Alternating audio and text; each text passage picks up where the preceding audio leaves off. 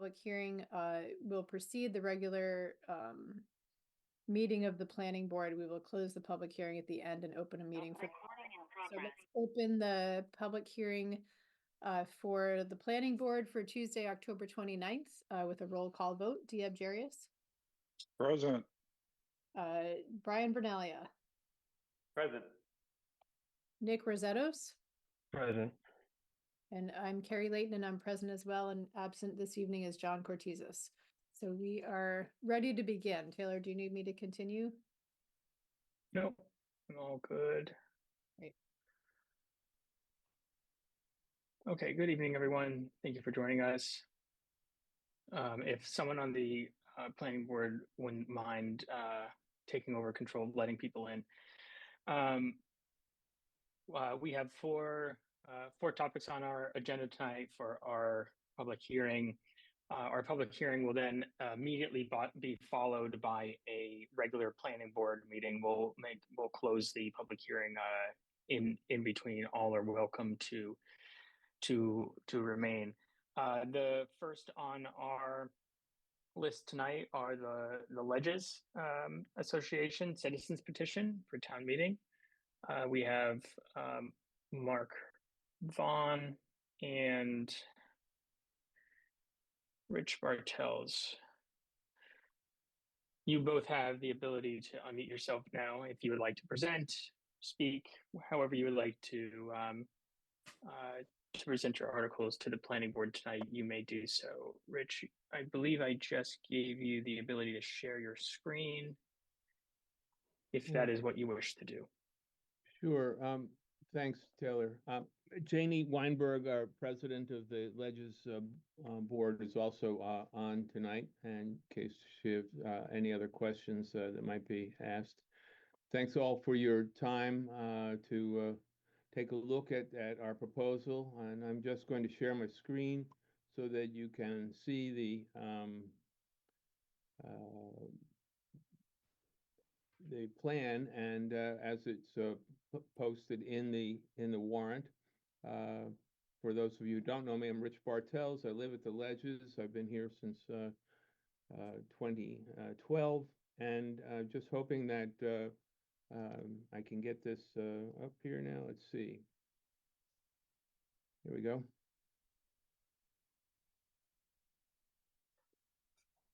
And Mark, you want to join in too, please. In terms of things, what we're showing is a general layout of the Ledges condominium here with this satellite view. And on the next page, we're showing you a small yellow area off of Wainwright Road, which is the parcel we hope to have released from the PRD and rezoned to R20 residential, where it had been before the PRD was created. In terms of things, this was sort of a perfect storm, finding this one piece of property in our 56 plus acres that would actually fit with minimum amount of disturbance and hopefully the right amount of appropriateness for building a home. We are really thinking that this would be a great opportunity. The town will pick up a piece of property, a parcel that will potentially, after I talked to Danny McGurl today, suggest that we get about a $36,000 per year tax revenue bump. So $360,000 over the course of 10 years.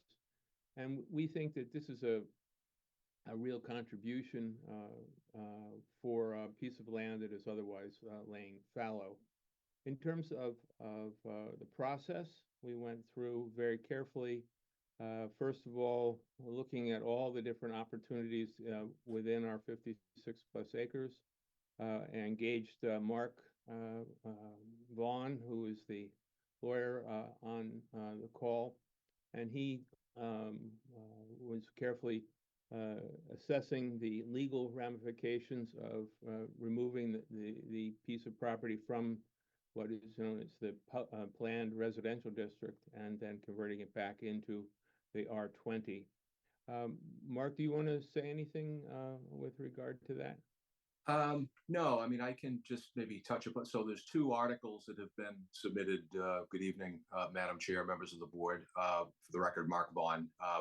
So, and I think Rich is doing a great job of just giving a bird's eye view on the particular parcel in question that, I think from the ledge's perspective is really on the far perimeter of their land and deemed to be excess to their needs and one which could, serve a valuable purpose as Rich highlighted. So, Rich, maybe if you could go to the next slide, I mean, that might be helpful just in the context of the rezoning. So this is the zoning map, which I'm sure the board is all too familiar with in terms of the different zoning districts and the colors. Unfortunately, the colors got cut off in terms of the legends on the far left, but I think you know what the zoning of the area is. So the purple is the PRD, which is the ledges. The ledges was zoned into the PRD some 40 years ago when it was developed.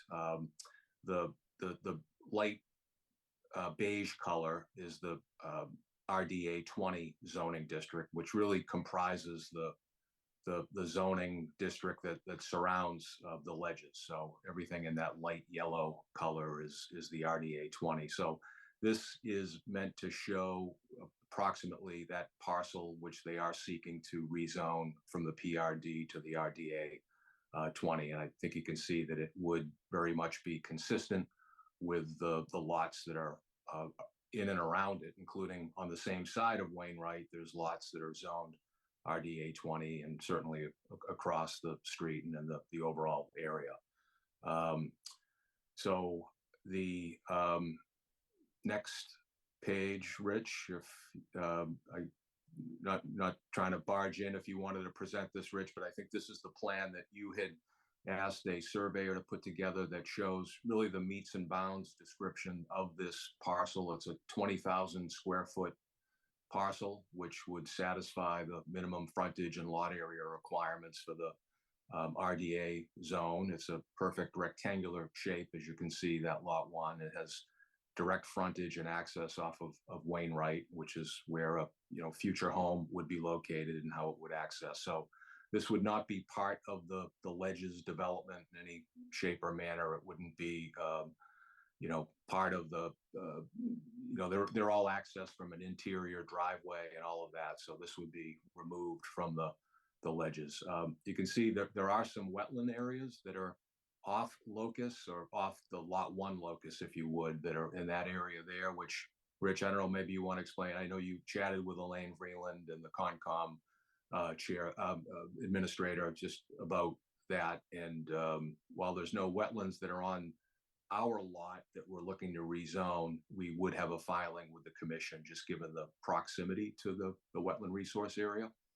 Sure, Mark. Yeah, in terms of things, so we went through with advice from Elaine Freeland and engaged Oxbow Associates to flag the property so that we could identify the setbacks required for the conservation land.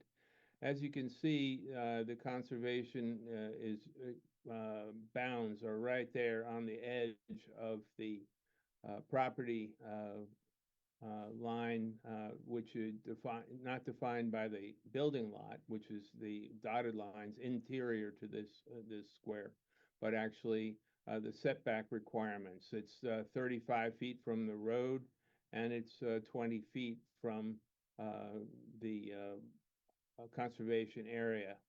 And when I've met with a builder to talk about what might be an appropriate building to go on this lot, he said, well, a lot of people would want to be able to build an 80 foot frontage building, but in terms of things, he felt that you could do a very nice 70 foot and add another 10 feet to the buffer away from the conservation land.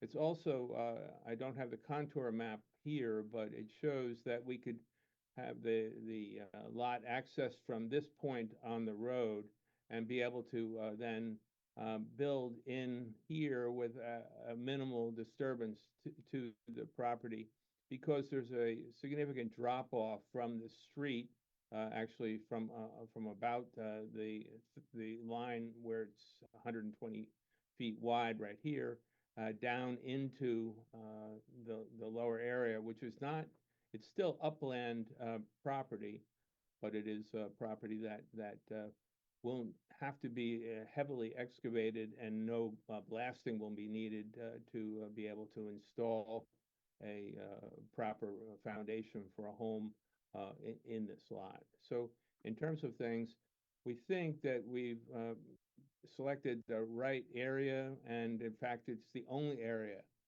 There had been some suggestions about trying to drop in another property up in here to have a second lot, but it was going to take an excess of 70,000 square feet in order to accommodate the setbacks and appropriate measurements from all of the common areas and the conservation area.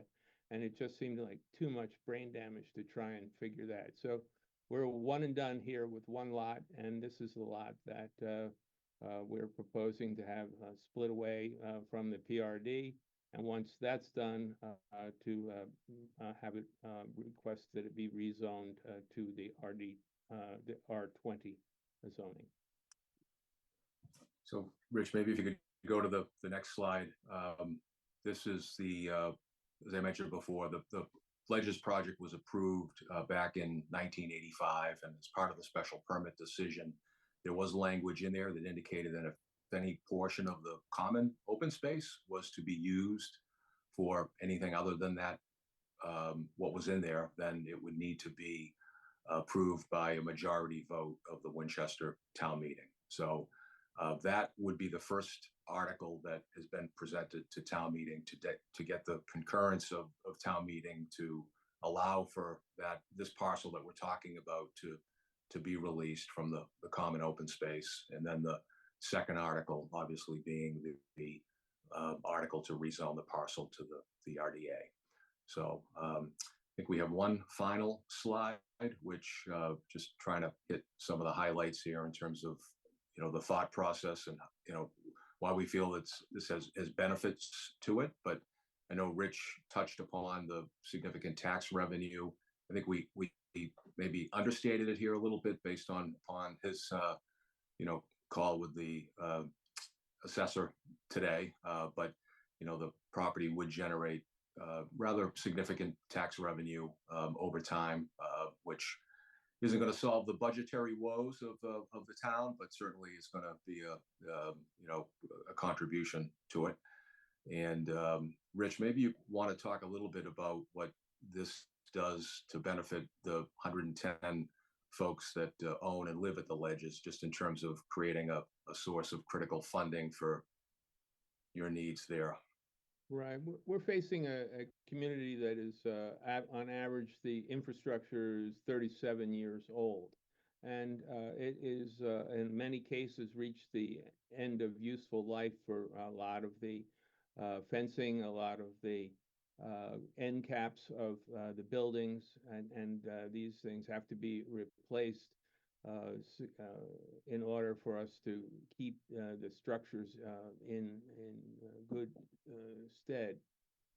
We also are looking at the kind of plantings that were done, which we really think of ourselves as having a lovely spot here that we would love to be able to maintain, consistent with the kinds of landscaping that is in the area. And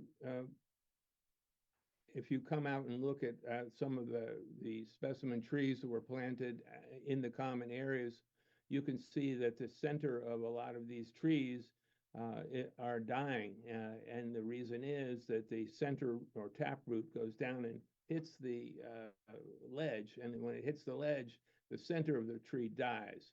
And so then you have a tree with branches coming out and the center of the tree dying, causing a great weakness, and we can lose a lot of these trees. So we're slowly replacing the trees that need to be done. It's really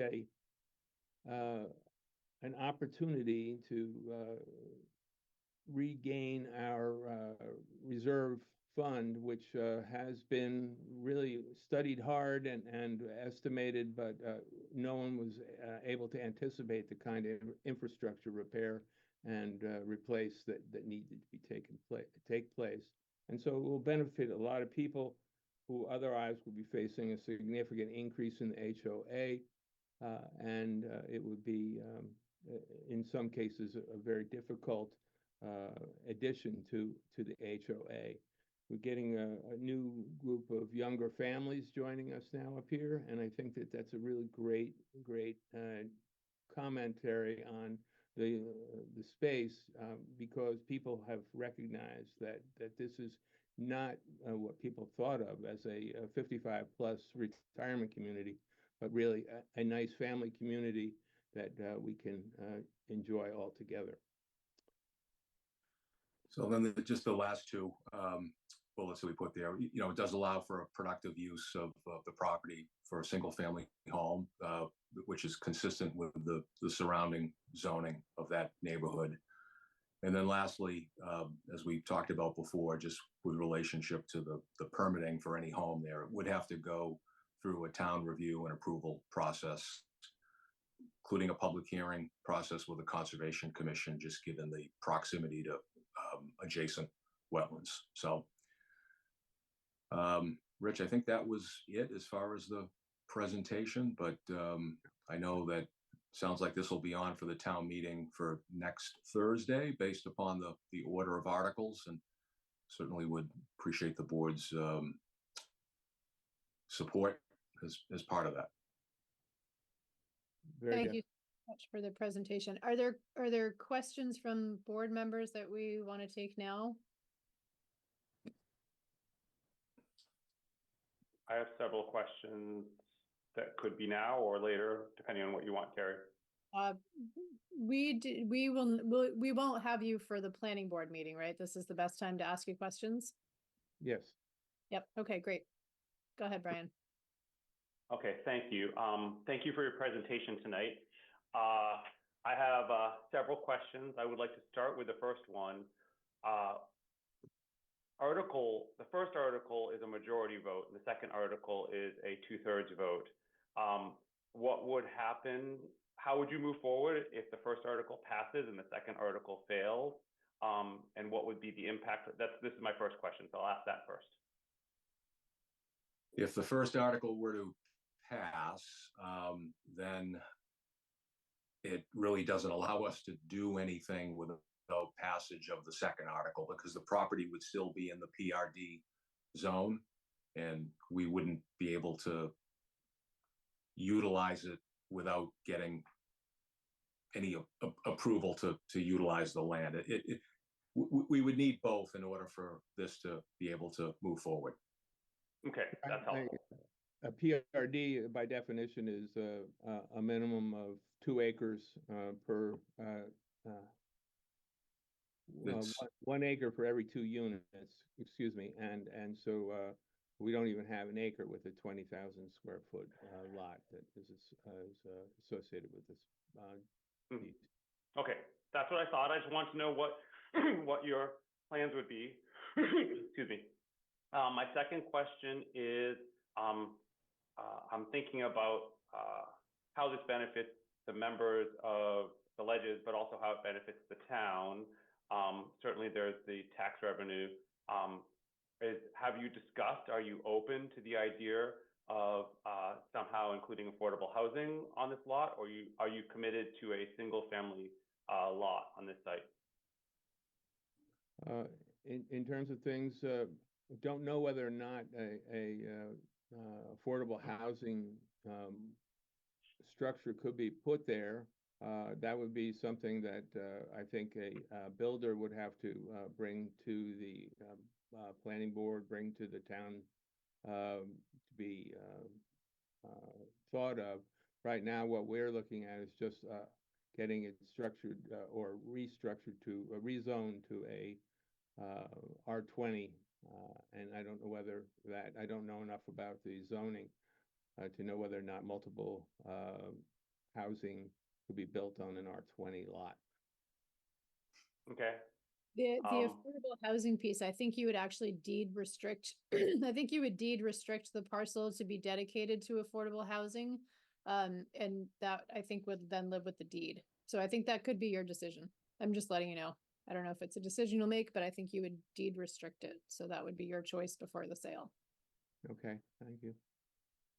and then my last question, but I might have a follow-up. How many units are currently at the ledges?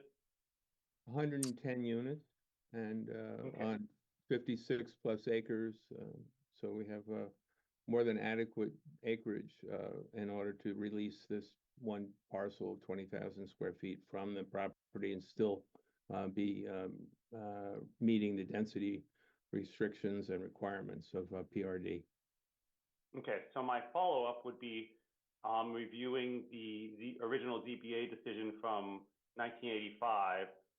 One of the conditions was that the maximum number of residential units located on the premise would not exceed 110. By this being removed from the premises, it would not be on the premises anymore, but it would effectively be 111 units on the property originally limited to having 110 units. Is that something that you have discussed, that you understand, that you have an answer to why town meeting and/or the planning board should support a deviation from the ZBA decision of 1985? We Well, have this. Go ahead, Brian.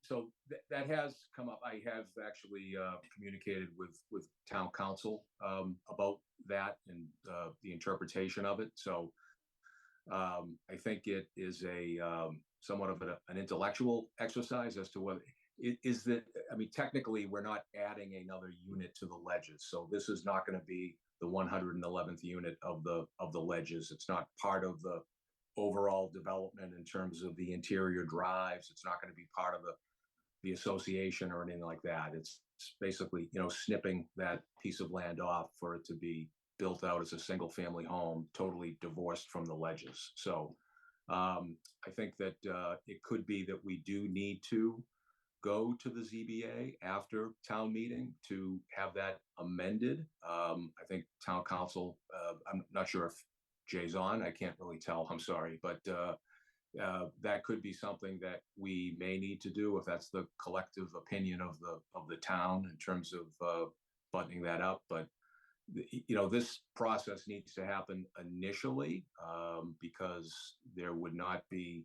I mean, if it's not rezoned and town meeting doesn't vote to release it, then we're kind of dead in the water, so to speak. Okay, thank you very much. I appreciate your answers. Thank you. Sure. Thanks, Brian. Are there other questions from folks on the board? Diab or Nick, any questions? I have one. Anything, Nick? You're gonna. No, I don't have any. Okay, Diab, anything you want to ask? No, I think I've figured out that one of the maps we got had the wrong street names on there, or maybe I'm misreading it. I just want to follow up on Brian's concern that I know it's not the current plans of the ledges to continually whittle away at their property in order to pay for their bills, but it does removing a chunk of this land and yet still stating that the number of units on the smaller premise should remain the same. One could continue that line of arguing, and that every time the ledges runs into financial difficulties, they will slice off another chunk of land. So I'm a little concerned about that, and I'm also concerned about the loss of the green space, which was to be part of the whole. But those are my concerns. Yeah, in terms of things, we really looked hard at all of the property and determined that this was the only spot that we could release one piece of property. And it's one and done. We'll not be coming back. There's no way to find another piece of property that fits the criteria that is prescribed as a buildable lot in Winchester. The 120-foot frontage, the 120 feet through the property, the setbacks that are required, the access from a public road. We don't have anything like that possible in any other aspect of the ledges in terms of the property that could be considered fronting on Wainwright, and there's no other public road in which we have property fronting as this lot is. The second thing is that this is really a lot that I believe can, and the builder came and looked at this and said he really feels would be a beautiful canopy around the home to be able to shelter and buffer from the neighboring properties, and also that there are not a large number of trees that have to be removed in order to fit this lot on this house on this property. I think that your concern agrees. Okay, it's just once the property is sold, you have no control over what the developer does, and they could clear cut the entire lot. I expect that you're correct. I would hope that they would recognize that that would not really enhance the value, and it would also make much more difficult the approval of any conservation permit. Well, I would be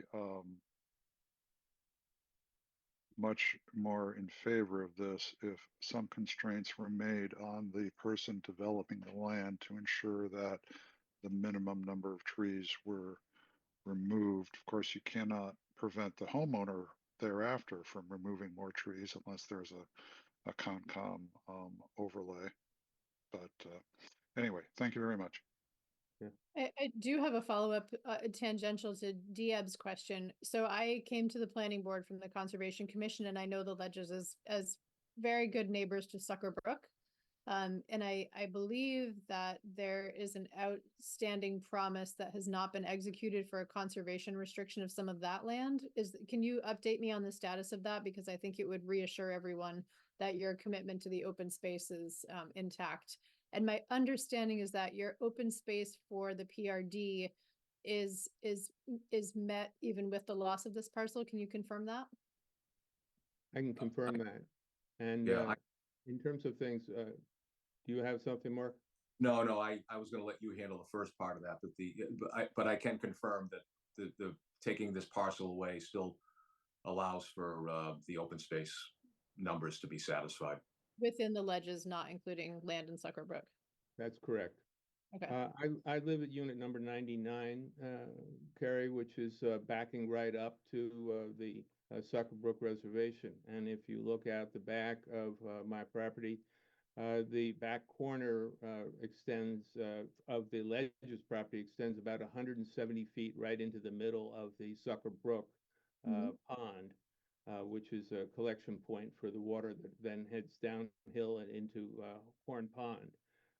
In terms of things, the other side of the Sucker Brook Reservation reaches about 750 feet. And so the back or the southern corridor of the Sucker Brook Reservation already has a trail which can be walked, and it's also frequented by coyotes and deer and multiple other animals. You can see evidence of that on my my webcam that I have set up on Instagram if you've ever like to take a look. But we just had 4 coyotes run through here last night, and we've had 21 varieties of animals. I would really love to keep that intact and be able to share that beauty of the Sucker Brook with everyone. And I will work to find a way to make sure that the conservation easements that have been talked about will be honored by the Ledges. I know it's our intent to do so. But the area where we are looking to release this piece of property is away from the walking trails on the backside of. No, I realize that. I was just thinking holistically about the open space and outstanding sort of commitments that could be executed as a kind of a show of good faith here. I understand. Janie, you're hearing that? We can take that up. I don't have any other questions, and I believe the board's questions have been satisfied. If you're willing to take a question from the public, I see Pamela Court has a hand raised. Happy to do so. Great, Pam. We have to unmute Pam, I think. Yeah, Pamela, you may unmute. Sorry, that took a few moments. Thank you, Pamela Court, Precinct 5 Town Meeting Member. I have a lot of questions about this, but I'll pare it down to just a couple that maybe you guys can get answers to before town meeting, just to help with the decision-making process. The first is, why was that condition put on the ledges initially back in 1985 that would require town meeting approval? The fact that the parcel is adjacent to conservation land suggests that perhaps there was some sort of deal that was made back then to use that as common space and to not develop on that because it was adjacent to conservation land. That may not be the case, but we don't know why. Jay Tellerman said yesterday at the select board meeting that it was an unusual condition, and that piqued my interest as to why that condition would exist, and if there's a reason that we perhaps, before voting to overturn that condition, ought to know why it was put in place in the first place. So that's one of my questions. The other is the question of engagement, and what kind of engagement has been done and can be done between now and town meeting to help us understand what the impact would be to the conservation land, whether or not there are things that could be mutually beneficial to the town, such as affordable housing, as Brian mentioned, which could make it more attractive to town meeting members. And whether or not you've engaged with the neighbors and the neighborhood and looked at the impact on them and had any discussion about that, whether or not there are conditions like deed restricted conditions. It just seems like there's an opportunity to do a little bit more research about what can legally be done and what could be mutually beneficially done. And I'll leave it at those two questions because I do have more, but I don't want to monopolize. Thanks, Pam. I can maybe speak to the condition, and yeah, it is a little bit unusual, but the language actually does appear as well in the PRD bylaw itself, where it does make reference in the bylaw to all land shown on the site plan is common space, subject to restrictions, so on and so forth. Restrictions contained shall be enforceable by, for the sole benefit of the town, and may be modified or released by town meeting. So I think it's somewhat a derivative of that language that's in the PRD bylaw, but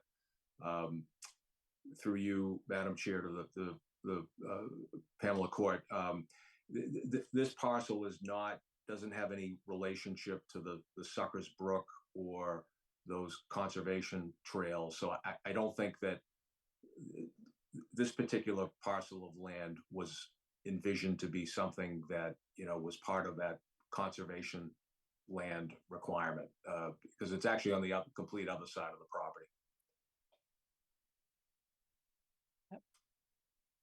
The trails that we see marked on the conservation survey are all on the western borders of this property and would not be part of any land down where this is adjacent to Wainwright Road. I think that there may be a older version of the map that had this and these Wagon Wheel Road and Red Coach Lane improperly labeled. I had them redo those in order to for the survey to be accurate, and they are accurate here, and they are accurate, I believe, in the town warrant. I will look more closely, but this is what we submitted to the town manager's office in order to put in the warrant. So I believe that these are correct now and are correct in the warrant. But we're talking about this whole area over here that is touching Woburn, where there's no public road where we could do any kind of access whatsoever for structuring a property or splitting off a piece of the PRD. Thank you for that. And Pam, does that answer your question? I also saw a hand up from Chris Nixon. Thank you. I muted myself perhaps a little bit too soon. No, it doesn't. I was throwing that out as an example, not as the absolute. It still doesn't answer the question as to why the condition was put on there in the first place. And I just would be curious why it was. Again, if we're voting to overturn it, what was the spirit of that initial condition, regardless of which document it originated on? So that's kind of what I'm trying to understand here. It's 39 years ago. I know that well because that's when I married my wife. And I'm just thinking that we're going to have to investigate and find people with long histories of knowledge about why that might be the case. So I will definitely try and find some people that might have knowledge of why that was placed in there. I'll do my best. Yeah, and again, I don't know if there's any public document or meeting minutes if that was discussed with the town in the first place. I'm sure that it was discussed on numerous occasions, given the fact that the original proposal was put together by a group I believe called the Green Company, and the Green Company went through successive bankruptcies or reorganizations, and that's why the property was built in 4 stages from the beginning in the 80s through 1995, I believe, was the final phase of the building, which was in the upper here.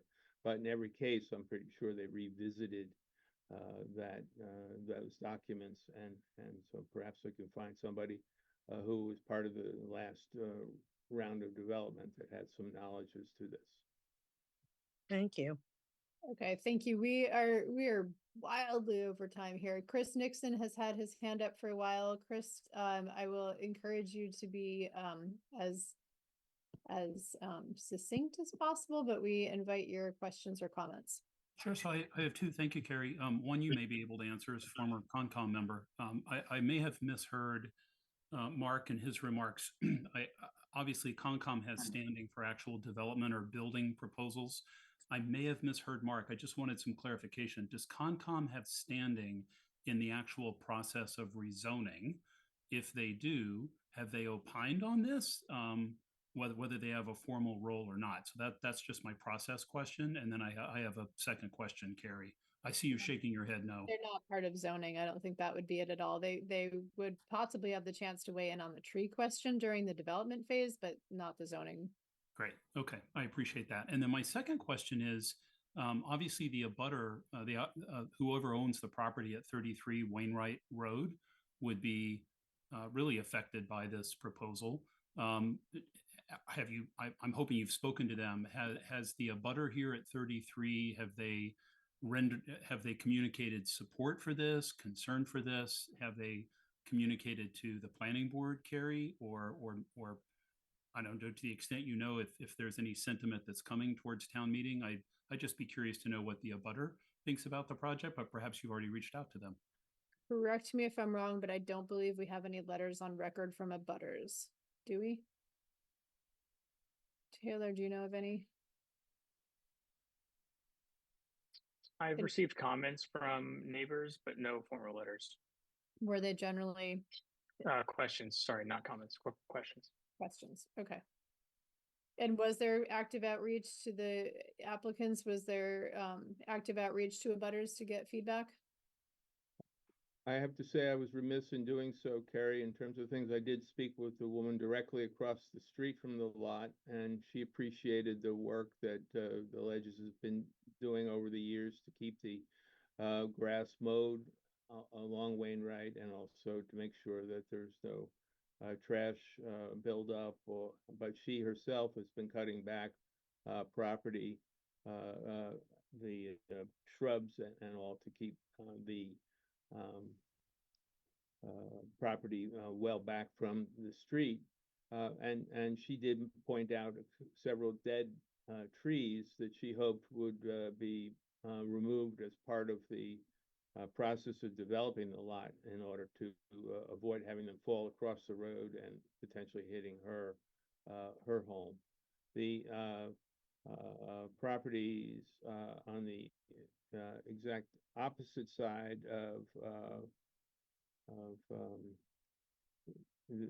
from her house. They had one tree go down, and we saw a considerable amount of cleanup by the town. So we know that there are trees that are old and need to be addressed, but they're not being addressed at this point in time because the land has basically been left fallow. So thank you, Carrie. I mean, my only observation would be that the owners at 33 are going to be materially impacted by this. So I know there's regulations about notification for abutters, and if it's followed, it's followed. And if we haven't heard from them, we haven't heard from them. I'm just interested in knowing whether there's general support or concern. But I'm saying that as a town meeting member, so there's certainly some time for maybe if Taylor has that information, can make it available to town meeting. That might be helpful to have on the table or something. But that's really it. Thank you, Carrie. Okay, great. My pleasure. Seeing no other hands up at the time, I am going to thank the folks here from the Ledges. The planning board will take their vote on this, on their position for this during our meeting, but I do want to make sure that we try to get some of our content in the parameters of the public hearing. So I'm going to hand this off to Taylor to present on North Main. Thank you very much, everyone. Appreciate your time. So you, there's no back and forth on your report or recommendation. Do you want us to stay on? No. I think the planning board folks, what do we say? I think we have a little bit more to discuss, and then we need to vote to support or not support. Is that correct? I tend to agree. But if they want to be here, it's a public meeting. Okay, do we want to take a vote now? Is there a motion? I would recommend we don't do it because we have people waiting to hear the rest of the articles. Okay, great. So there may be back and forth, but it will be once the public hearing is concluded and we open our meeting for the planning board. And then we'll take a vote on our position. All right. Thank you very much. Thank you. Good night. Good night.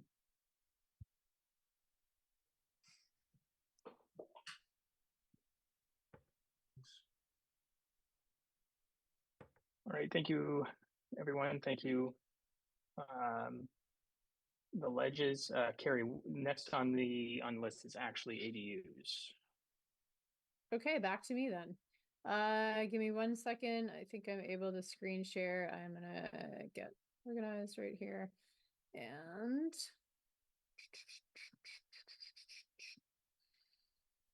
do. 1 second.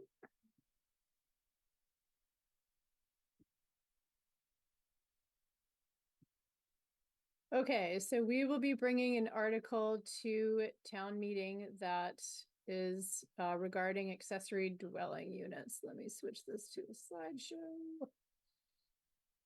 Oh, it's going to be a mess logistically. Sorry about this. Okay, so our article, I believe 8, is addressing accessory dwelling units. So accessory dwelling units, we have been through this before as a town, but to get everyone on the same page, are secondary residential living spaces that are located on the same lot of a single family home They can be built on other structures as well, but they are required to have unique entrances. And the major difference between an accessory dwelling unit and your average sort of addition with its own bathroom and bedrooms is that you're allowed to have a cooking space. These can be configured many different ways. They could be detached units. They could be attached to the primary home. They could be a floor of the primary home, an interior upper level unit. It could be a lower level unit. It could be attached above a garage. It could be a garage that gets converted into accessory dwelling unit. The design opportunities are abundant. We have passed ADU bylaw. We passed an ADU bylaw in Winchester in 2022. The parameters of that were that there was one ADU per single family home or per duplex allowed. The size requirement was up to half the square footage of the primary home or up to a maximum of 900 square feet. They were restricted from use as a short-term rental, think Airbnb. They were also required to be on parcels that were owner occupied, and one of the residents of that parcel had to be a person who was 62 years of age or older, or anyone any age living with a disability. And the restriction on it was that it had to be architecturally similar to the primary home. In August of 2024, the state passed ADUs by right, which was something that the ADU working group had seen coming. So they tried to sort of be in line. So a lot of the parameters for Winchester's ADU bylaw were in line with this bylaw that was passed by the state. ADUs are now allowed by right for all single family homes across Massachusetts. Same size requirements that we had, up to a maximum of 900 square feet. We are also allowed to restrict ADUs from being short-term rentals. The definition of that is 30 days or less. So they have to be rented for more than 30 days. And they added requirements. There's no parking. No parking can be required if the ADU is built within 0.5 miles of a transit stop. This includes bus stops. And there is no more than one space required for parcels that are beyond a half mile from a transit stop. Oops, hold on. Okay. So that took the original sort of spirit of of Winchester's bylaw, which was to allow folks to age in place and to accommodate folks living with disabilities to have help in the home, or to be able to configure their homes in a way that would allow more independence. And it increased the reach to housing adult children, to housing different kinds of childcare support, whether this is space for your au pair or for family members to come and help with childcare. We're very excited about the expanded use of accessory dwelling units in Winchester. Adult siblings that are in transition could use these units. It could be a gateway to different kinds of cluster housing. This could definitely be a way to create more affordable housing around town. And I am still trying to get a straight answer on whether or not the rental unit could be deed restricted as affordable housing. And they could also be long-term rentals. So anything over 1 month is allowed as a rental. The bylaw also prevents us from restricting it to owner occupied. So this no longer has to be done on a parcel that is occupied by the owner of the parcel. So we put together the amendment to our bylaw. So the state's by right ADU bylaw goes into effect in February. So our next town meeting is in the spring. So the planning board decided to amend our existing bylaw to bring it in line with the state guidelines. The rules that the planning board voted on include one ADU per single family home. We had previously allowed duplex housing by right, and now we are allowing ADUs on duplex homes by special permit. And if there is going to be more than one ADU on the property on a single family parcel, that would also be by special permit. The size is the same, up to 900 square feet. The separate entrance is always required of ADUs. We did choose to take the opportunity to restrict it as a short-term rental. So these will not be Airbnbs or short-term rentals. There are a few in town, but they're technically not allowed. And then we made these parcels subject to site plan review. So site plan review is tricky. It's a bit time consuming. It was not part of the original bylaw because the cost burden on the folks that this was meant for. These are owner occupied units, and these were going to be units that were created to allow owners to be more flexible in their housing. Because of the explosion in the use cases for the ADUs, the planning board voted to include site plan review. The process of site plan review is cumbersome. It's an added number of steps, and it's an added expense to an already expensive process. Building an addition, building an ADU in Winchester is a significant cost. This is a very simplified process, but essentially the application goes with lots of paperwork involved to the Zoning Board of Appeals. The Zoning Board of Appeals circulates it to all of us: Planning Board, Historic Commission, Design Review, Conservation Commission, Disability Access. And everyone weighs in on it. And ultimately, all of that goes back to the Zoning Board of Appeals. And this cannot stop the creation of the ADU. The permit will be granted, but the look of the ADU, the sort of details of the parking and the traffic management and the landscaping, and whether we're using native trees and cutting down trees, and what the access points look like, and the way the ADU interfaces with the rest of the neighborhood, will be considered along the way of the process of going through site plan review. And that is all that I really have to cover for that. I know it's a really short overview, but I want to leave a little time for questions. That looks great. Thank you, Nick. Is there anything that the board wants to comment on before we open it up to questions from the public? I would just, if you don't mind, Carrie, please. add a couple of details. The ADU bylaw that the state has passed is materially different from the ADU bylaw that we passed in 2022, as you just said. And effectively, every single family home in town can now be made into a 2-resident lot. So a developer can buy a single family home and then turn it into 2 units and rent them out virtually anywhere that there's a single family house in town. And as you mentioned, state gave us one lever. We have exactly one lever to manage it. That's site plan review. And just, there were some emails that's confusing. Site plan review is not a special permit. It can only have reasonable requirements and can't be used to deny a project. It's non-discretionary. We don't get a choice to, or it would be the ZBA, doesn't get a choice to say, no, you can't build it. They can put on some reasonable requirements. Whereas special permits are discretionary.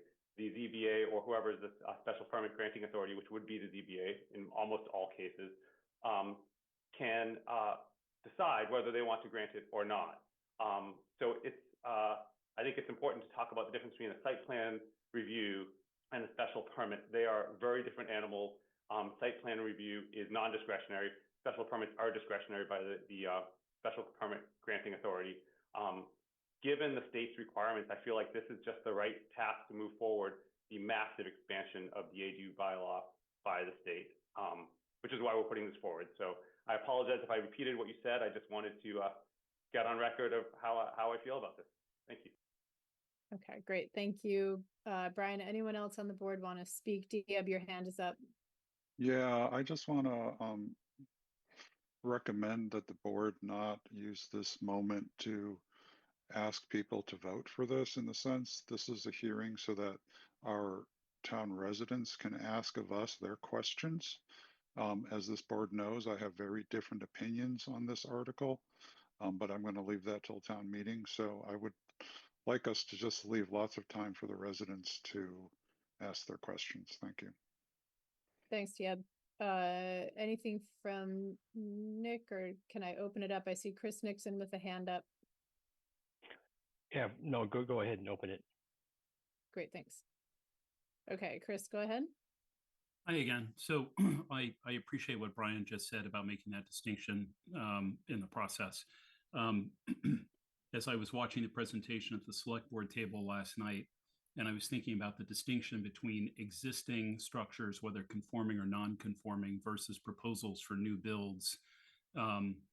I was trying to sort of compose my thoughts in my head in that sort of moment. And I think Town Council Jay Tallerman kind of hit it on the head. He suggested, you know, he's trying to be helpful, of course. He intimated, at least, Carrie, that there may be an opportunity to more finely, for the planning board to maybe more finely consider the circumstances under which site plan review would be required. And I think he specifically addressed, you know, you may want to reconsider that for existing conforming and non-conforming structures. Understanding the distinction in the processes that Brian just laid out very clearly. I think the idea of site plan review for new construction makes a lot of sense. But back to the spirit of how this was originally intended, as you noted in your first slide, and I know not every member of the board, you know, agrees with Mr. Betancourt. You know, his comment last night, I think, was an important one for you and the other board members to sort of dwell on. Is what was the spirit of this? What is the consequence of saying blanketly site plan review applies to all proposals? And I'm paraphrasing, but you know, Mike basically said last night it restricts the process. It sort of is a wet blanket on this. I don't know if you use that word, but I understand where he's coming from, and I don't think he's entirely wrong. And I do think that there's a place for site plan review to pertain to some ADU proposals. And I guess my only request to you and the board, Carrie, would be when you do get around to discussing and voting this, maybe dwell a little bit on what Jay was saying last night. And he seemed to be interested in maybe communicating with the board in more detail, you know, outside the select board meeting. But my sense is he's got some helpful thoughts on this subject. That's really it. Thank you. I will take this opportunity to update everyone that Jay also mentioned. So we had feedback from Housing Partnership that this would, you know, just justified feedback from Housing Partnership that the site plan review process will fall as a disproportionate burden on folks who are already vulnerable. And we looked into whether or not, so Jay corrected last night at the select board meeting that we cannot waive site plan review based on age. So we're not able to take the folks who were originally approved for ADUs without site plan review, so owner occupied 62 plus and living with disabilities, and waive site plan review for those folks. So because of the timing with town meeting, we are moving forward with the bylaw as we wrote it. And, you know, we're taking the feedback very seriously, and we will not have time to revisit the process of site plan review, but we are hearing from multiple sources that it's a difficult process. It's an expensive process. It's cumbersome. It's you know, it's everyone at the table, and it's very tricky, but you know, who do you kick away from the table? And so we've discussed site plan review and the special permitting process as a kind of a sidebar when we were designing the North Main bylaws. And I think that this particular composition of the board is very interested in figuring out a way to make this a more effective tool, because I think the feedback that comes from it, we recognize as valuable, and the process is too burdensome. So I want to reassure everyone that this feedback is heard, it's taken very seriously, and where we are doing what we can to balance a number of interests. But thank you, Chris, for that comment. I want to make sure we're diversifying who we call on here. I Ching. Your hand is up. Yes, I know. Sorry, somebody couldn't let me unmute. Hi, everyone. Good to see you all. Good to see you. For the record, I Ching Scott, town meeting member, precinct 5. I also served on the planning board 2021 to 2024. And I come from this from a couple of perspectives. I think one from the town's perspective, in that, you know, I sat on the planning board and we were advisories to the ZBA for several of these site plan reviews, as well as the permit granting people for the GBD. No, goodness, I've forgotten the lingo already. The Central Business District. Elite. Yes. And then most recently, I also myself as a property owner went through site plan review. So I see it from a resident's perspective. And understand that part. And just to begin, I just want to sort of clarify a couple of things that I think are in error. So the Affordable Homes Act says that the single family zoning, each all the single family zoning lots in Massachusetts are allowed an ADU. So there's a difference between single family zoning and a single family property, right? So like from our MBTA understanding, zoning sort of sees it as a blank slate. You don't care what is existing on the building. It's just what is zoned. So, you know, for example, a duplex on a single family zoning you know, district is by law allowed an ADU. So that's one clarification. Two, a special site plan review is similar to a site plan review in that it follows some of a very similar process. It goes through the exact same time frame, and it can actually be appealed so that it can go into court and sort of get into years of court, you know, stuff for owners. Number three, so ADUs were never exempted from site plan review. So I was also on the ADU working group, just for clarification. ADUs were treated when we were planning for this as any other development. So it's not exempted from any of those things from site plan review. If it did exceed a square footage for a zoning, then it goes into site plan review. If it grades too much, it goes into site plan review. So that was not an exemption. It was just that it wasn't an added one. It wasn't added because of use. So my difficulty with the site plan review added to ADUs now is that it adds a whole different level of site plan review to this development. So say somebody is just separating a giant house into 2 units so that somebody of their family can live in there, or a stranger, who knows. But that doesn't even expand the footprint, and yet it has to go into site plan review. So this is sort of a blanket thing. Of course, if it's a new building and exceeds the limits, yes, site plan review, totally understandable. But this law, when you put a blanket on it, every single development that somebody just needs an extra or different sort of living arrangement than a single family goes into that perspective. So goes into that whole process. From the town's perspective, I just want to speak from, you know, being on the board. And I'm proud of this legacy. I think there's an I Ching rule. I don't know if you guys still follow it, but the idea was that, you know, these site plan reviews, these advisory cases that come before us take up quite a lot of time. There's so much time. And we were trying to be a lot more efficient, do our homework so that you come to the meetings and just be very decisive about these. We are not the permit granting folks. We're just advisory. So let's move through them, understand what the drawings are about, and then just go through them, right? Because the main point of it is that the priority of the board is to focus on really big picture things. We need to get the master plan going. It's halfway to 2030.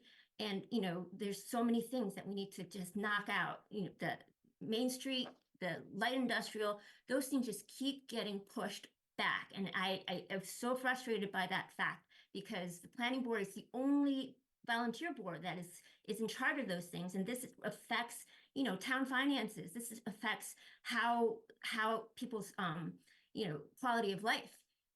So those things really, these site plan reviews, if we're going to go through that many of them, it really compresses the time you have for some of the more high priority things, in my opinion.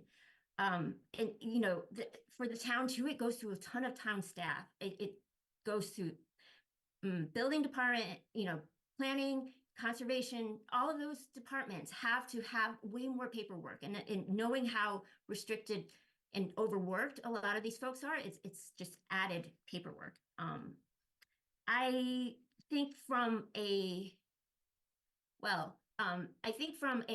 just a personal perspective, when I went through site plan review myself, you're right, Carrie, it's incredibly costly. I can imagine people who aren't in the building trade, like I am, just being completely overwhelmed. My application was 43 pages.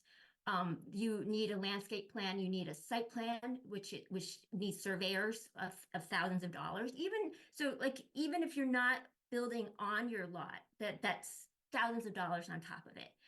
Engineering, if you're going through site plan review for the slope, yes. As built, so architectural drawings of the exterior so that folks can understand what's being changed, that takes a lot of money and time. So, this also takes back a lot of the rights that the original ADU was meant for. It's definitely the most vulnerable, the elders and disabled. It then creates a real tough barrier for those to just, if you're really struggling with caretaking, and on top of new building, it's extraordinarily expensive. If you've gone through a renovation, it's so expensive right now. It's just so much stress that I think that I would be worried that those people who would really be able to benefit from this and stay in town cannot do so because the burdens are so heavy. So I just hope that this could be thought out more, and this is just really a wet blanket. I think is a good metaphor. But Thank you. you're welcome. Appreciate your comments.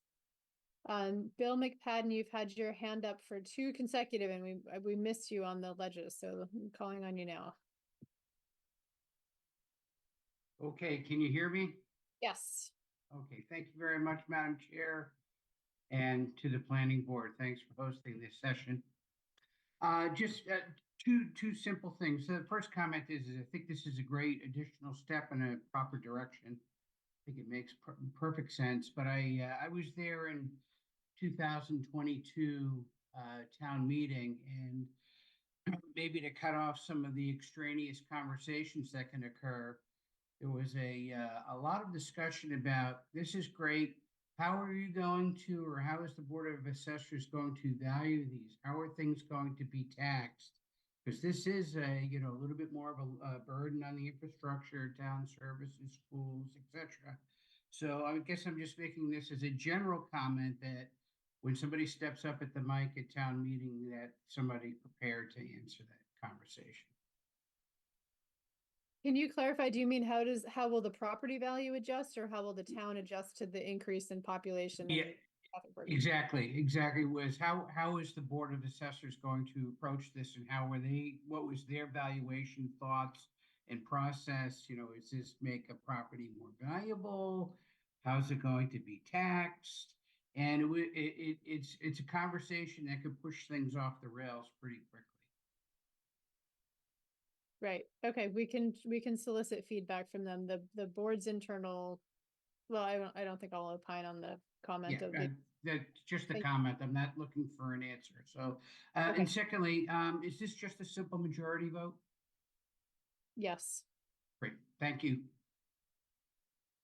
Thank you. Pamela Court, you had your hand up for the next longest. Thank you. I appreciate it. And I'm really impressed with the thoughtfulness and the amount of time that the planning board is putting into looking at these things and trying to look at all sides of things. So I'm deeply appreciative of that. I'm glad that I Ching brought up the master plan, which talks about taking care of our elders and taking care of those with disabilities, and adding those housing options in addition to affordable housing options as something that we're not actively working toward. And the number of people in town hall who are able to manage these things, and Mr. McFadden's point about the spirit of town meeting not wanting to be overburdensome. So my question is, in the spirit of what Brian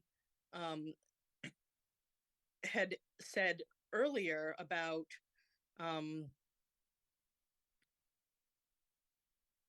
making sure that we don't just get people coming in and just building away with no kind of review, and wanting to make sure that those who need to be able to establish an accessory dwelling can do so within a timely manner so that it's not burdensome to them. I'm just curious whether or not the planning board can solicit the advice of a lawyer, perhaps, or counsel that specializes in zoning issues, so that when there are questions about how can we apply a criteria, what can we do that protects this particular class and yet protects the town, which is what we really want to do here. So I'm curious whether or not that an expert in that particular legal area could be consulted so that we could create some sort of condition that allows us to do that without punishing the people that we really wanted this ADU bylaw to exist for. Yeah, it's a great comment. The timeline from when I don't know if the state has just never been to a town that has a town meeting, or I mean the releasing something, you know, in August, knowing that there's lots of fall town meetings happening. I think a lot of attorneys are developing an expertise in this very quickly. And our thought was that this will be evolving. It will go into action in February, and so we'll use the lever they gave us, and then we'll adjust as it rolls out, and we see what else we can do. Thank you Okay. for the comment. Do you have anything else? I am going to try to move us along. Nope, thank you very much. Thank you. Marty Jones, I see a hand up.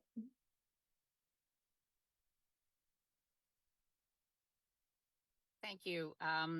Great to be with you tonight, and thank you for having this hearing to discuss this.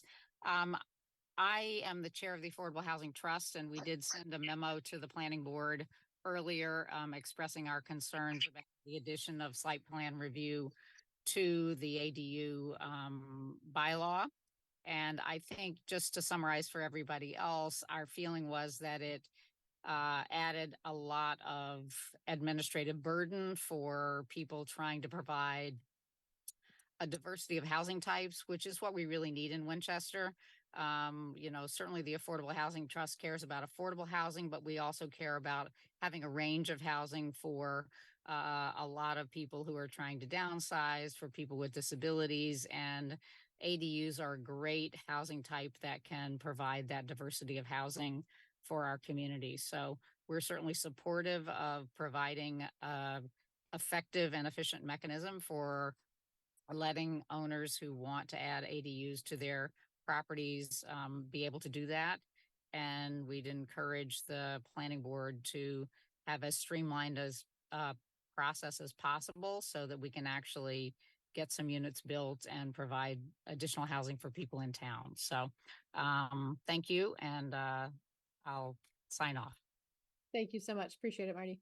Are there other comments on ADUs before we move on to North Main? Pam, I think I'm seeing your hand still up, or is it newly up?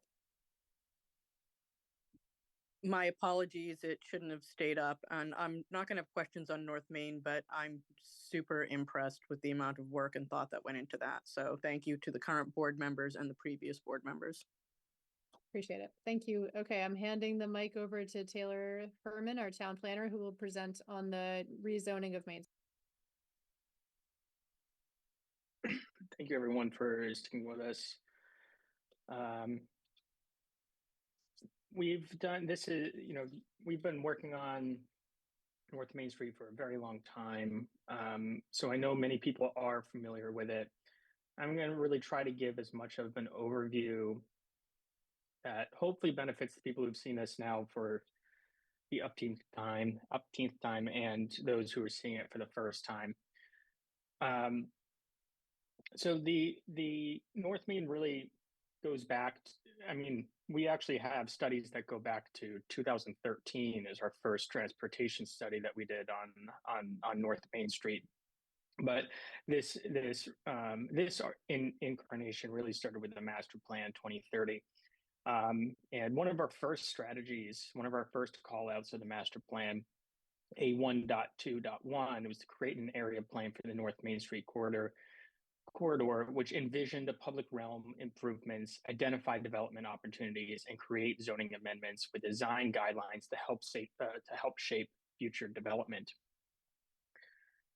We then went on in 2021. This was a year after the master plan was released, to do a more formal study of the North Main Street corridor, to encourage the investment through, in general, a loosening of restrictions designed to align the investment with the desired vision and goals. So coming out of these studies, we really created a few goals for what we wanted to see in the the MSMD, the Main Street Mixed Use District. We really wanted to create a mixed use district, a mix of residential with commercial, promoting a vibrant streetscape, something that's welcoming, something that is an extension of our downtown, and envisioning the idea of being able to walk from Thompson Street all the way up to the Woburn line in a continuous, nice environment. Encourage sustainable development by reducing parking requirements and car dependency, promoting better site drainage, better more shade trees, reducing heat island effect, and promoting sustainability, as well as promoting sustainability within building materials and within site design. So not just along the street, but within the buildings themselves. And to create housing and commercial opportunities that don't exist in Winchester, more diverse housing in sizing and in type, as well as more commercial opportunities in sizing and type. And then, of course, to support our adaptive reuse and historical preservation. Many of the structures or properties along North Main Street are historical in nature. We wanted to do our best to preserve that by continuing to allow development, but through preservation. So where is the MSMD? We start down here at Skillings Road, down in the bottom right here. This is where the Stop and Shop is. And this is currently occupied by two districts, the General Business District 2 and General Business District 3. So it goes from Skillings Road all the way up Main Street to the Woburn line up here. This will be converted into a single zone, one single zone, which has seven sub-districts. Those sub-districts have different characteristics depending on their surroundings and locations. The districts that are closer to residential need to be designed more appropriately to the residential districts which it abuts, where the districts that are more commercial in nature need to be or have been designed to apply with its surroundings appropriately. So as you may recall, back in the spring, at Springtown meeting, we passed the MOD, the MBTA overlay district. And at that time, I'm sure you remember that we discussed how the MSMD and the MOD were going to play well with each other. So as we discuss the opportunities that come from the mixed use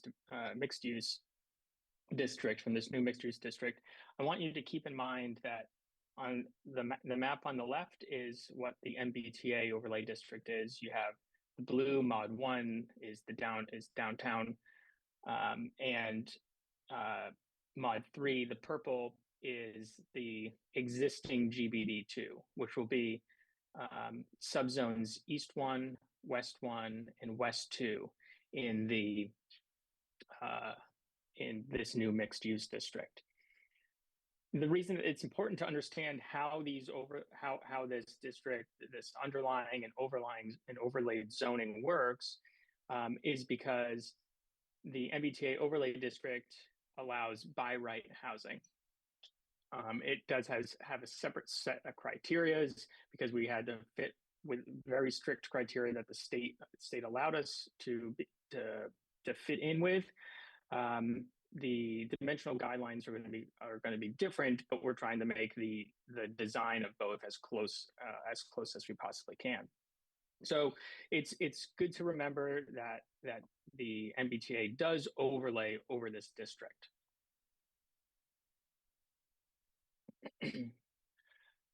So diving into some of the dimensional guidelines for what we have for our new mixed use district.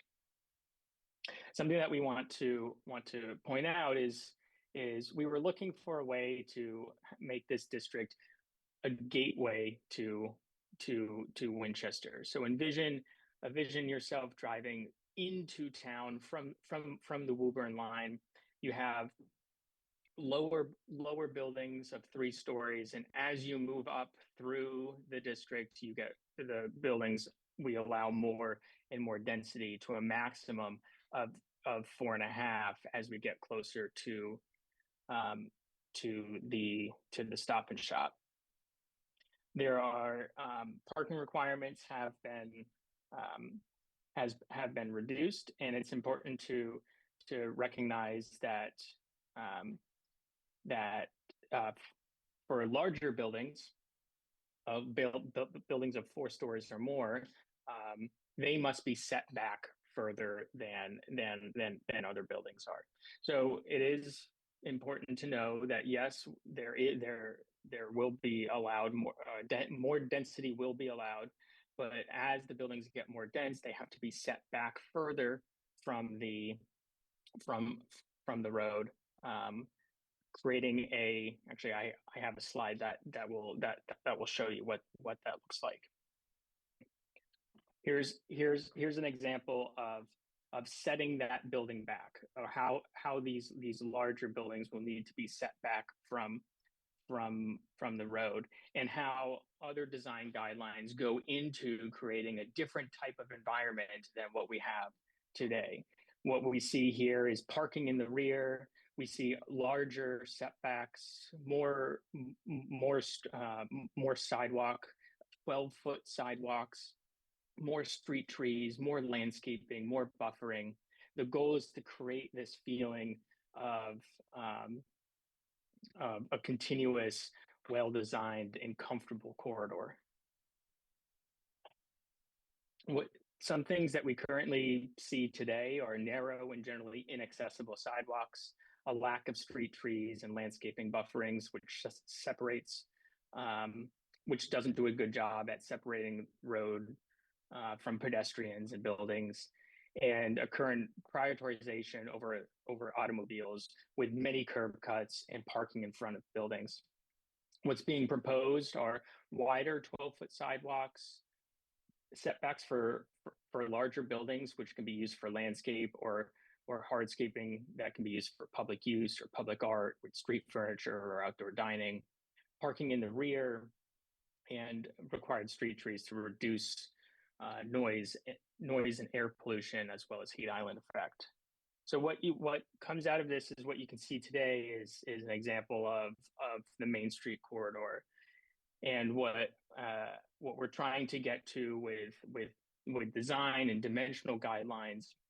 We're really envisioning a more lively, a more interesting, a more appealing gateway as you're coming into Winchester as you approach the downtown. So one thing as you think about this is that zoning, this is just zoning, so it often takes a long time to develop zoning. So when we look at what is possible and what isn't possible, we have to be realistic about the properties that have more development opportunity than others. So if we look at this area between green is going to be higher development opportunity, while red is going to be lower development opportunity, and the properties outlined in yellow are going to be historic properties. So we will allow adaptive reuse of historic properties, but we're going to focus mostly on this area down here, which is East 1, which has the highest development opportunity, and then parcels along the way. And this is a good, way to look at which parcels we can consider over a short to long period of time being developed.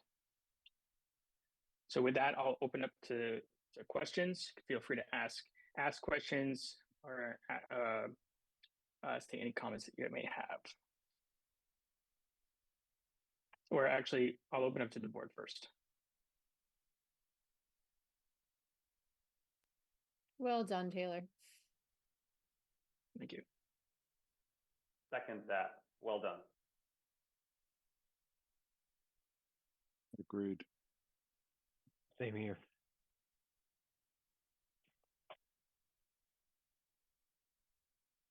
And if no one from the board, yep, please feel free.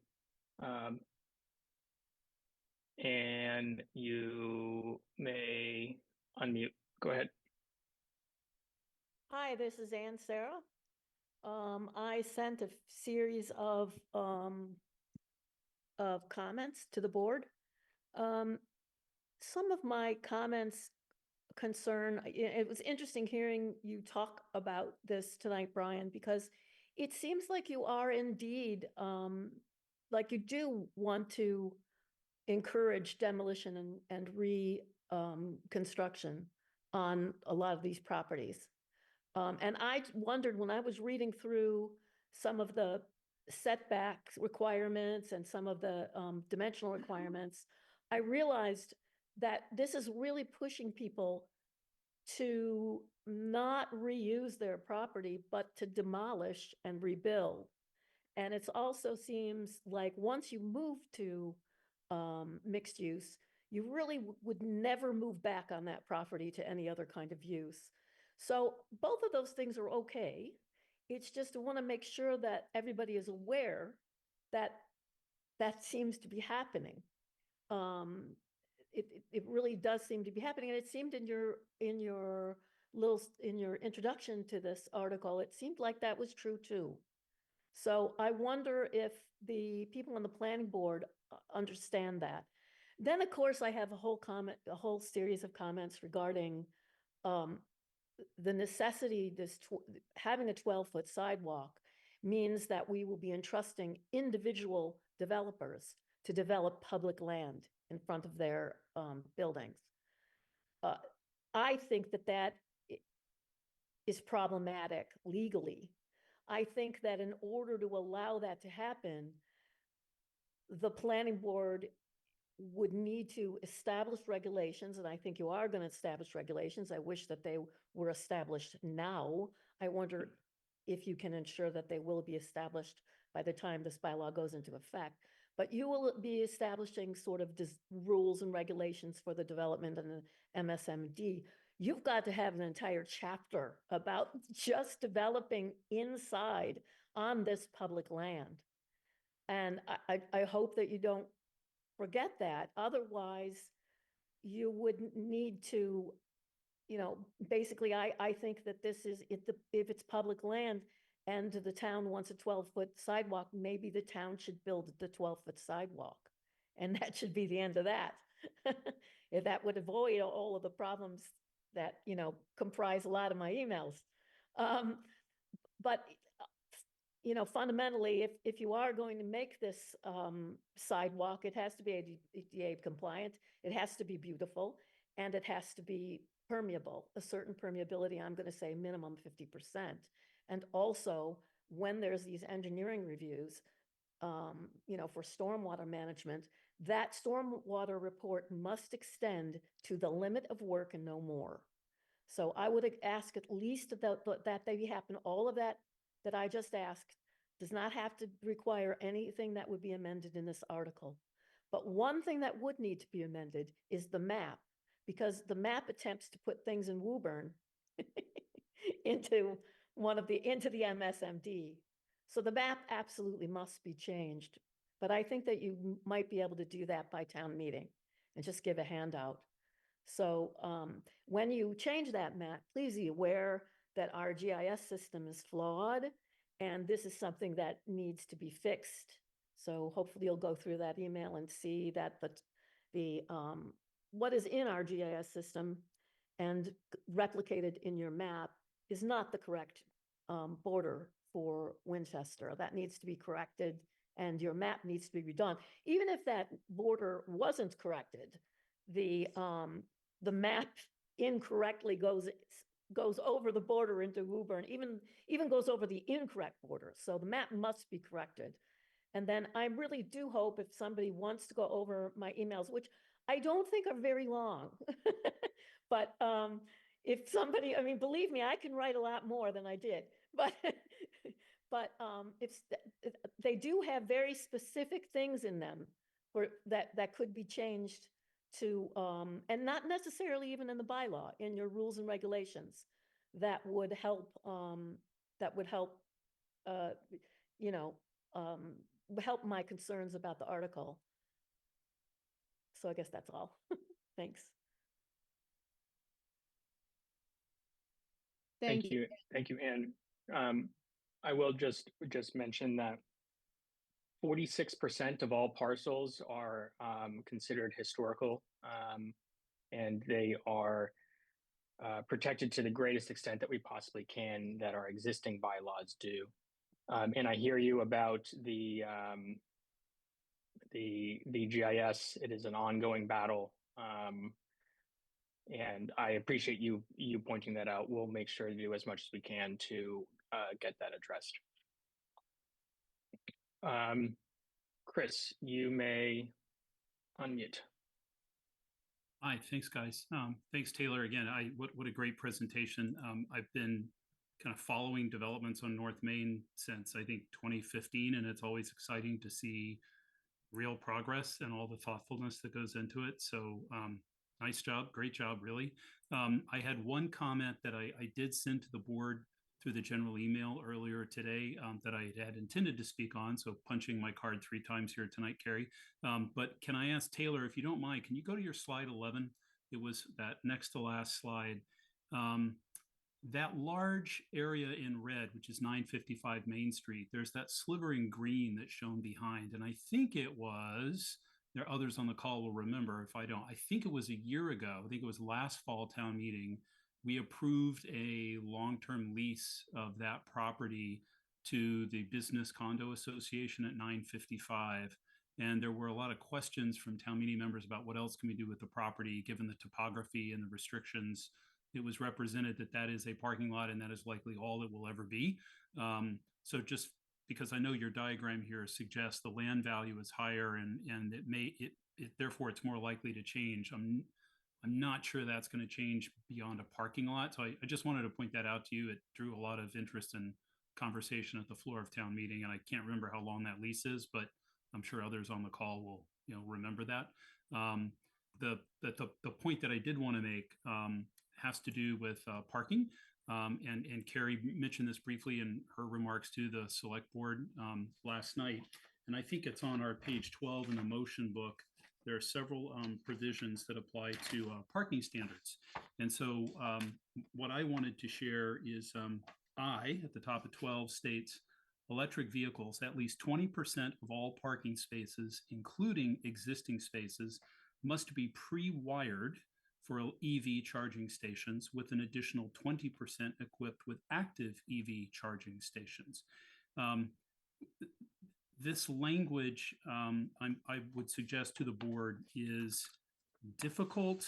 It's to some degree sort of unknowable and maybe unenforceable, only because one can't really pre-wire for a piece of equipment if you don't know what that equipment actually is. And so, as I think some on the board are well aware, I mean, even today, between level 1, level 2 chargers, but even within those groups of chargers, you have different requirements, whether it's AC or DC, and how much amperage and so forth. So typically, if you're going to put copper in the ground, you're going to size that for the actual charger that's being provided. And then similarly, on the other side, you're being thoughtful about the size of the breaker or the sub panel that you're connecting to. We did deal with this very issue in the development of the new Lynch School off of Pond Street.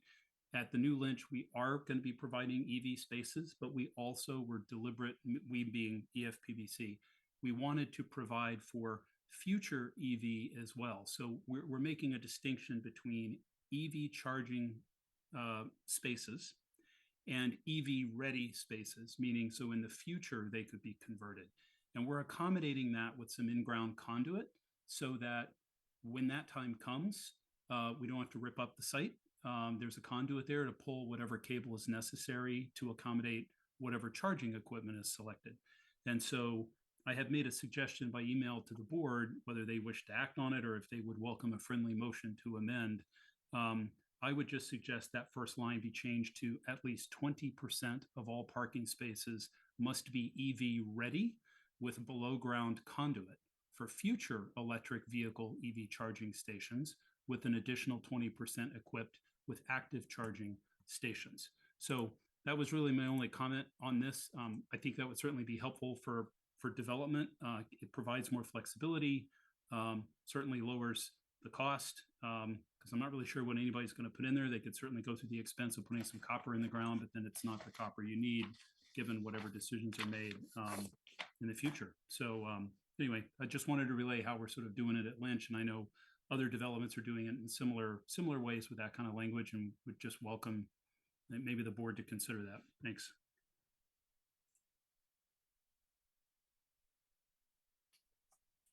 Thank you, Chris. Really appreciate it. We actually have had that conversation as a board a few weeks ago. We didn't land on anything quite yet, but that's enlightening. You might be hearing from me. You may have just signed yourself up to hear from me later this week to ask some more questions about it. No problem. Any questions from anyone else? Comments? Questions?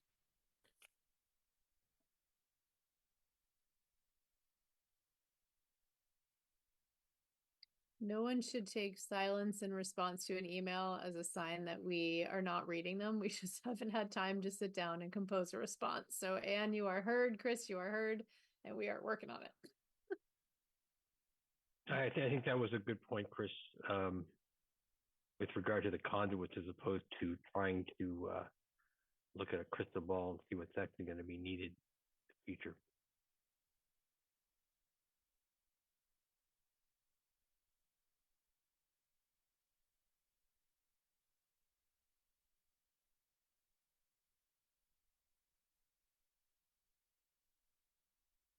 If we don't have any other comments from the community, we're going to move on to our fourth section, our fourth thing. Last chance. All right, Carrie. Okay, so I have a very rough draft of our town meeting report. I need to quickly review it so that we can accept it, but I hope that you will grant me leniency in the final version, because Diab, do you want to comment on something? I see your hand. Yeah, we should close our public hearing. Oh, so this should not be part of the public hearing. This No, is it's the not fourth part. and It's we typically don't pick. This is for Article 3, though. Yes, but our report to town meeting, typically we don't have. So It's the a report. So satisfies the requirement, the board voting to allow the report to roll forward is a family matter, is what you're saying.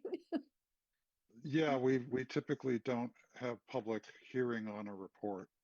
Yeah, that makes sense. But Okay, are you saying, Taylor, we need to vote on this in public hearing, or do we not? We simply No, need you to don't need a vote. vote. Yeah, well, the town moderator would like us to vote to approve it so that she will accept it. She wants all of the boards to vote their acceptance of their reports, but it's typically not done in public hearing. okay, so we can close the public hearing. Is there? I move that we close the public hearing. Okay, great. Thanks, Second. Diab. Thank you, Brian. Roll call vote, Diab, Aye. Brian, Aye. Nick, Aye. and I'm an aye as well. Thank you to everyone who joined. Thank you very much for all of your comments. I forgot to introduce Cheryl Dennis, our recording secretary, and to thank WinCam for bringing us live to all of our fans, including Henry, who joined us for the walk down North Main Street. It was very exciting to meet you in person. And good night to everyone who is here for the public hearing. And we will now assemble the meeting of the planning board for October 29th, and we will open that meeting with a roll call vote. Diab? Present. Nick? Rosettos? Present. Brian Vernalia? Present. I, Carrie Layton, am present as well. So we are now in our meeting. And that agenda is here. Are there updates from board members?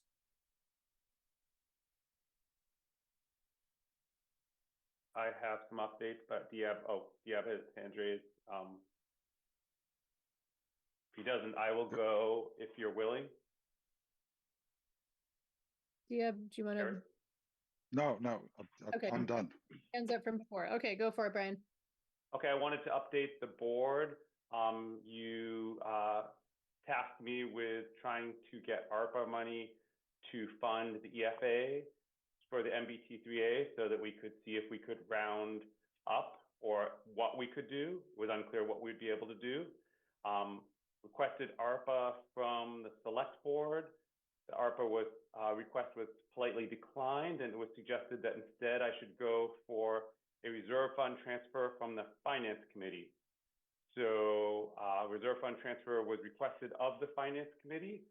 The finance committee politely declined to fund the EFA, which sent it back to a second request of the select board for the use of ARPA to fund the EFA. The select board again politely declined, which leaves us with several options, which ultimately I would like direction from the board if they want me to continue on with any of these options. As far as funding the EFA, one option would be a motion from the floor at town meeting on Article 26 to amend our budget by $15,000 so we could fund that. That is one option. I've been told by the moderator that would be in order if we chose to make such a motion. Second option would be if that fails, or regardless, the select board has implied that they would consider the use of ARPA funds after town meeting, after everything is sort of finished at town meeting.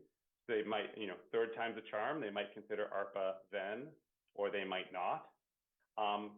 The third option would be to put that into our FY26 budget to be able to fund that. And basically we would have to wait till the summer to start that work. And then I suppose the fourth option would be to decide that we don't want to go forward with that work, in which case we would do none of those options. So I'm happy to take questions on all that. And I would welcome, Carrie and I would welcome direction from the board of how you would want to proceed on that, whether we want to proceed, what we want to do. So I open it up to all of you to tell me what we should be doing.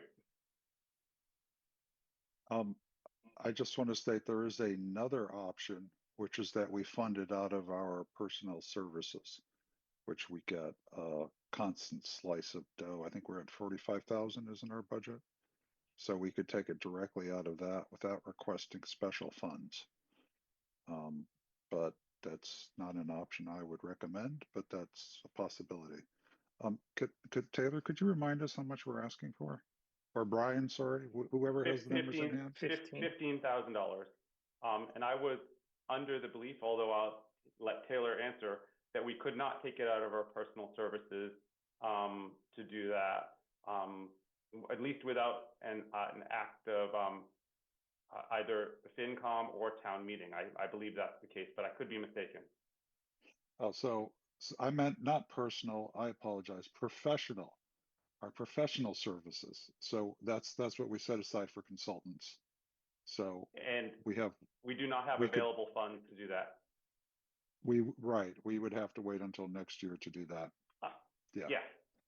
But that you may find some budget hawk saying you've got 45K coming next July. Why don't you just wait until next July and allot 15K from that? So and that is one of the options. I should have clarified. One of the options is to either do it directly from our budget or to put it as a separate article. Either way, at Springtown meeting. That, of course, that option delays this work until the summer and doesn't allow us to revise the MBT3A inclusionary housing until fall of 2025, as opposed to potentially doing it at spring 2025 town meeting. If we can't get funding, essentially in the next month, we probably are pushed off beyond being able to do that in Springtown meeting, because that project will take 3 to 4 months, according to the proposal. So my gut feeling, so this is a promise that we made to, at the very least, the Housing Partnership Board, that we would pursue getting the MBTA 3A zoning to have the same sort of, to within reason, to within what's possible to have the same as in the CBD for inclusionary housing. My gut feeling is that we are not going to see projects develop over the next 6 to 8 months. So I would recommend that we add it to, I mean, we could add it to our budget by putting in a special project in our budget that we submit at the end of this year and say we would like to have an extra 15,000. And so that would be part of our budget. And if that did not make it through the budget process, we could add it on at town meeting. We did that previously for, I think it was the IL district study. I forget which one. So I think we're safe in terms of having any projects come before us without having that tied up. I mean, finished off that work. But I would recommend that we do get it in the budget as a line item in our budget or as a specific article, if that's not possible, in our spring budget or for Springtown meeting. Okay, that's helpful. The only, that's very helpful. The time frame that we're talking about in question of not having this in for proposals that would come in would be between Springtown meeting and Fall Town meeting, essentially, of next year, where if we had something ready to go by this Springtown meeting, we could pass it and then add it to our bylaw in June, let's say, or May or June, between that and Fall Town meeting. So it's sort of that 8 to 12 months we're talking about, not the next 8 months. The next 8 months, regardless, we will not have this in our bylaw. Yeah, thank you for clarifying that. Yeah. One other, I mean, so I know with the new housing bill that came through, there was a large amount of funding which was supposed to be set aside to help with that. Is there any possibility we could get monies from the state? Certainly a good question. It's not an avenue I've gone down, but maybe. Yeah. I mean, it just seems you've run down every possible funding source prior to a new budget. Well, and so except if we want, or amending our budget at Fall Town meeting with a motion at Article 26, which would be an additional motion that we would put in that said, please add $15,000 to our expense budget, and we would have to stand up and defend it at Article 26. Article 26 is currently in the consent agenda, but the moderator said that if we were doing that, it could be removed from the consent agenda. So yeah, and I think it yeah.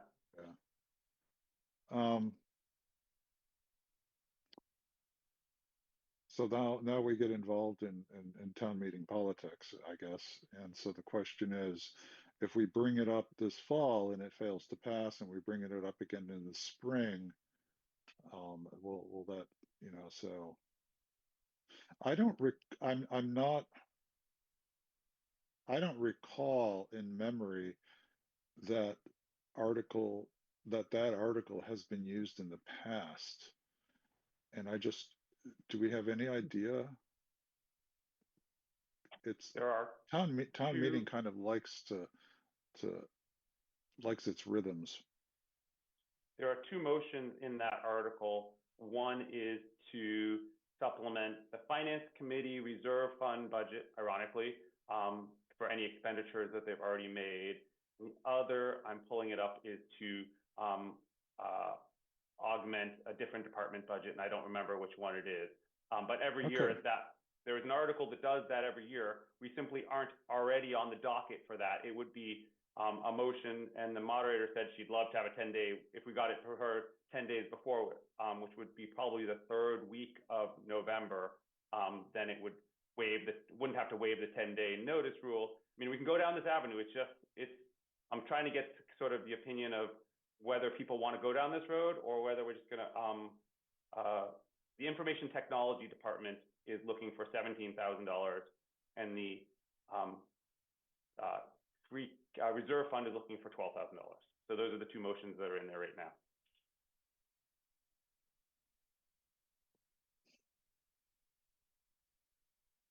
Well, I think I think it's a reasonable venue to attempt this.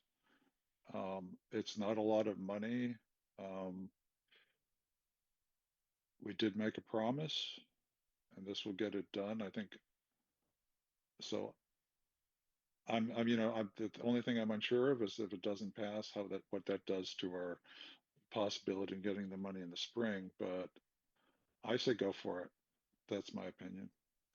Yeah, Brian, I would love for you to be the person that would present this. So I think to some extent the decision is yours because the work will be yours. You've done so much of it already. So if you have the reserves in the tank, because we're approved by the Attorney General, I really hate to think that we're going to have projects that are proposed without us being able to make sure we have this safeguard in place. I mean, you're doing an incredible job of trying to get this I dotted and T crossed. And if you are weary from the hunt, then I understand and respect that. But if you're up for it, I think it's worth taking our turn at bat. So essentially we have to vote on it tonight to get that in, right? 10 days, do we even have 10 days? Notice it would be 10 days prior to the night it came up, which was likely the third Thursday of town meeting. So it's a long way from now. So we would, I mean, ideally right now I would get the authorization to start working on this and start working with the town moderator and get something written up and make sure it passes all the muster. But then ultimately we would have to vote it to move it forward. Voting it tonight would make my life easier, I suppose. I'm not sure we're adequately noticed to vote it tonight, so it's up to, we certainly are voting town meeting articles later on. We have that on our agenda, so I think it probably would be covered at that point in the agenda. So it sounds like you are willing to move forward. You're willing to take some responsibility for putting it together. I'll take all responsibility for putting it forward. I'll take all responsibility. I may be a little bit bitter, but I think this is an important goal for the town, not just for the planning board. It's an important goal for other boards on town, including the select board, including housing partnership board. I mean, we have a number of boards for which this is a priority, but it's been left on us. So I'm willing to pick up whatever the phrase is, pick up the ball. Yeah. So can we do something to make you less bitter? If I get the support of the board to move forward, then I can go forward saying I have a voted support of the board to move forward. And I give you a little room to be mildly passive aggressive in your presentation if it feeds your soul. I'll make a motion that we authorize Brian to move forward with constructing a motion for Article 27 to ask town meeting. 26. Article 26, thank you, to ask town meeting to add $15,000 to our budget to contract for an economic feasibility analysis to study how low we can, the minimum number of housing units where we could apply a 10% affordable housing requirement. I think I got that right. Is that close enough? Well, yeah. Okay, that's my motion. Great. Is there a second? I will second that motion. Yeah, I think I could second it too. It always occurs to me late that I can second stuff. Great, good. And any further discussion on the matter, or can we go to a roll call vote? Okay, by roll call vote, Brian, Aye. yeah, Aye. Nick, Aye.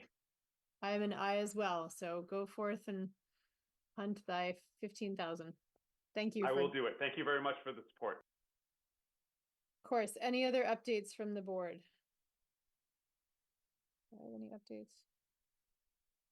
I don't think so. I don't know.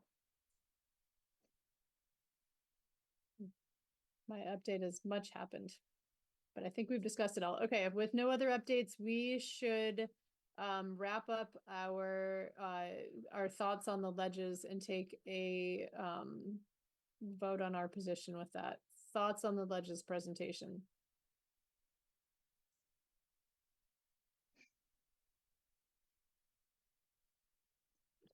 I'm okay with it. Um, yeah, I expressed my concerns about the loss of green space and setting a precedent for nibbling away at the PRD. We have reassurances that there's no other property which currently could be developed along a public road. So I guess I'm pretty neutral on it. I would like to see though that that there be some sort of a constraint put on whoever is developing the land, that they retain as much of the trees as possible. I think we only have to look at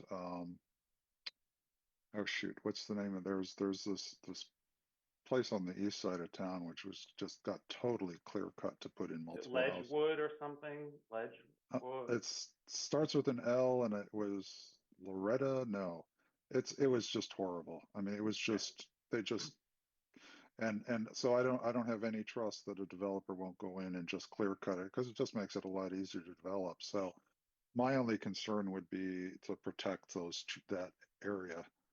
And Yeah, I just hope, yeah. I think with that tiny bit of land that crosses into the buffer zone, that Concom will be triggered and they'll probably have that conversation. Okay. Whatever, I mean, I think your comments were well articulated, so hopefully they will put something in if they can. And I think it sounded to me like they will trigger Concom and Concom will say, well, not much has to happen here. But the Concom will get into the trees. Does not matter why they're called upon. They will weigh in on the trees. Yeah, but there's just, Yeah, there's a limit to what they can do though, right? Right. Concom can't protect anything outside of that area. So yeah, but similar to the, I mean, the conversations always end up roving a bit. And I think the feedback is often thoughtful and helpful. Like they're usually like, this is the value of this tree. If you have to take it down, here's how to do it. Or, I mean, they tend to sort of give concrete advice about here's an arborist to call, that sort of stuff. but it can be I mean, as completely soon as they ignored. sell it, they could cut it. I mean, yeah, I mean, it's very out of our Yeah. hands. I agree. Yeah. So I'm not, oh, go ahead, sorry. oh, I'm sorry, I'm done. I'm not sure I can support this. I don't see any public good for the town. They had a ZBA decision which said how many residences could be on this property. That number is 110. I think it's a little disingenuous to start slicing off pieces and putting more houses on, even if they assure us that that's the only one. This was a decision that was made in good faith, albeit a long time ago. I feel compelled to abide by that decision. I could be swayed if there was an argument that affordable housing was going to go on here. If they were going to put 2 or 3 units of affordable housing, I could see a public good. I don't see a public good for this. I don't think I can support it. Okay. So I have a procedural question. Do we want to wait for John Cortizes to come back so that he has a chance to vote? I we could definitely, the next time we will convene will be the hour before town meeting opens. And we have petitions that we're gonna review, so it's gonna be a bit of a tight hour. But we could wait for him. We have quorum, so we could vote now, or we could wait for him to weigh in. His insight would be helpful.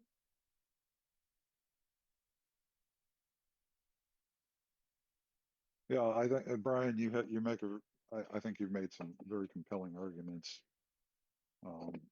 I think the key point you said is this in the public good? And yeah, that was an important point to bring up. Thank you. And that was also, I think the select board vote, there was one nay, and it was Michelle Pryor citing a similar reason. I wonder if that parcel was left as open space to buffer the planned residential development from the single family housing. And that still seems like it. So we haven't heard from the abutters, which I think would be helpful. We got a lot of, we didn't, but we should. And I don't know what they'll bring, but we won't have time unless we all sit together. We won't have time to hear their responses to the questions that have been coming in and take a vote before we are asked our position. So we could all sit together and see what they say. Yeah, I mean, that's a really good point you raised, because we don't have the history of how the design evolved, which indeed may have taken into account the existing houses along that road and said, hey, we're going to buffer it. So it could be that's all buried in, the very, multiple revisions of the blueprints. So, or at least a handshake promise to the neighbors, like we'll try to keep it as quiet as we can. yeah, and whether or not the abutter mentions this to us, our kind of our duty is to look forward in time to the next person who lives there who might not have a voice. And so, Or yeah. an ear, because if the trouble that the abutters have is on the ledges side, they chose that unit because it abutted an open space and now they have a house behind them. So that's unfortunately, I mean, that happens in many parts of town where you don't have that. It's someone else's property. You can't control that. I know. But I'm looking at the addition that Fox next.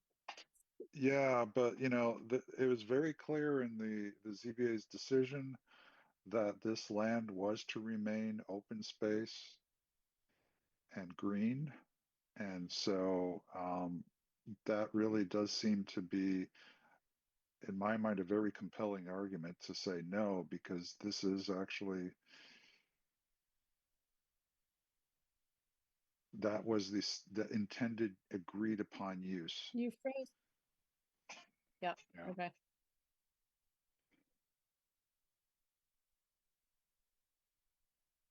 I have a question.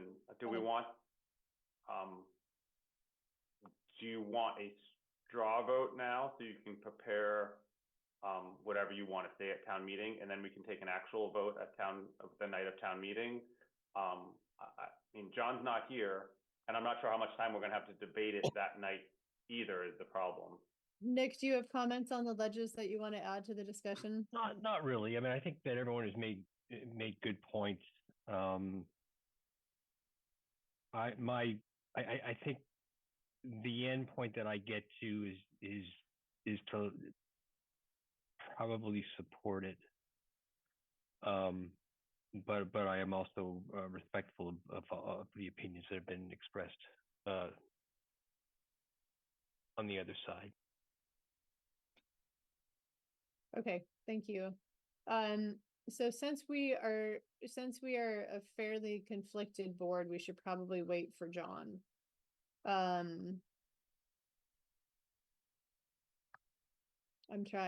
don't remember if he weighed in the last time we brought this up.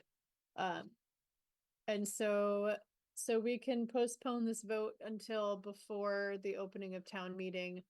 I don't know how complicated the petitions that we need to consider are, or the timeline, but I'll work on kind of arranging that so that it works out, that we have enough time for discussion and catching up John and taking a vote if possible, or sitting together and making sure we can take a quick. But I think from what we've discussed today, I've got a good idea of how to support whatever we come up with. So I think we're ready. We just need to know what we're saying. All right. Anything else on the ledges? Okay, so then the ADU bylaw we talked about briefly. So at the so I kept meaning to email Jay in time, and I just honestly couldn't get to it. And so then we ended up having a curbside consult at the select board meeting last night, which indicated the opposite of what I had been hearing elsewhere, which is that we cannot waive site plan review for select populations, and he was particularly concerned about waiving site plan review by age.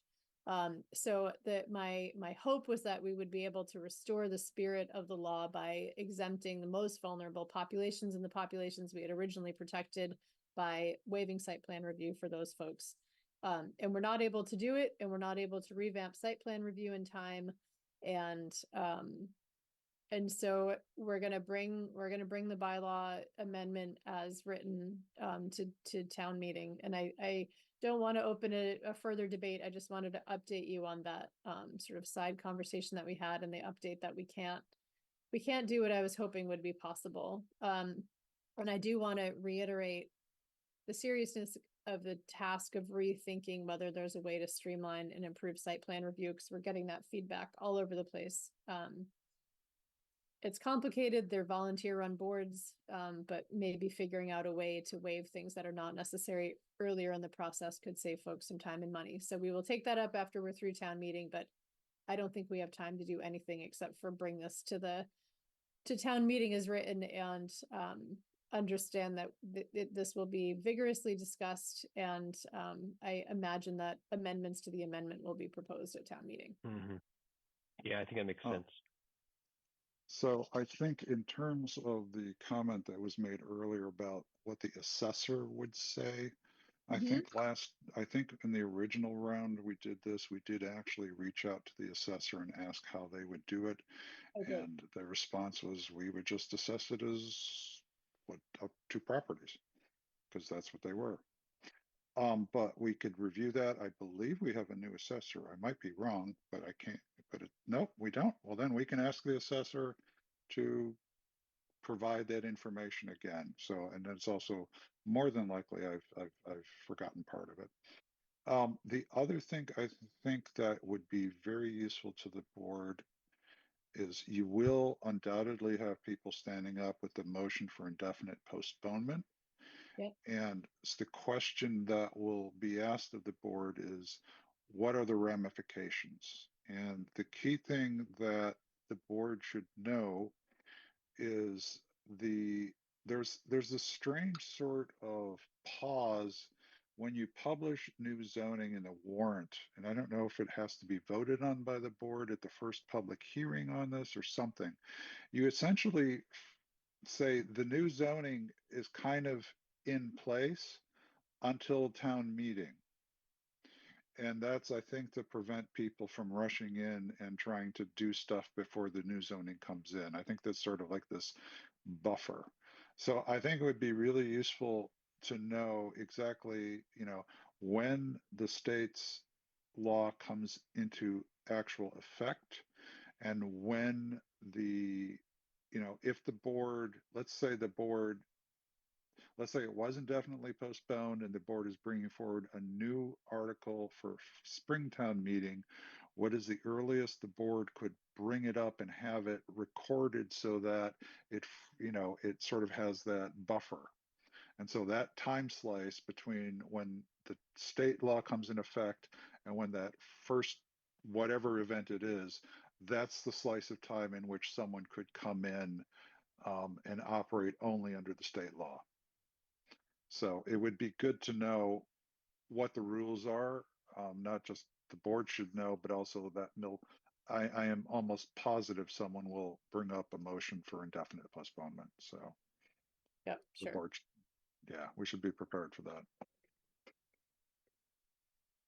Okay.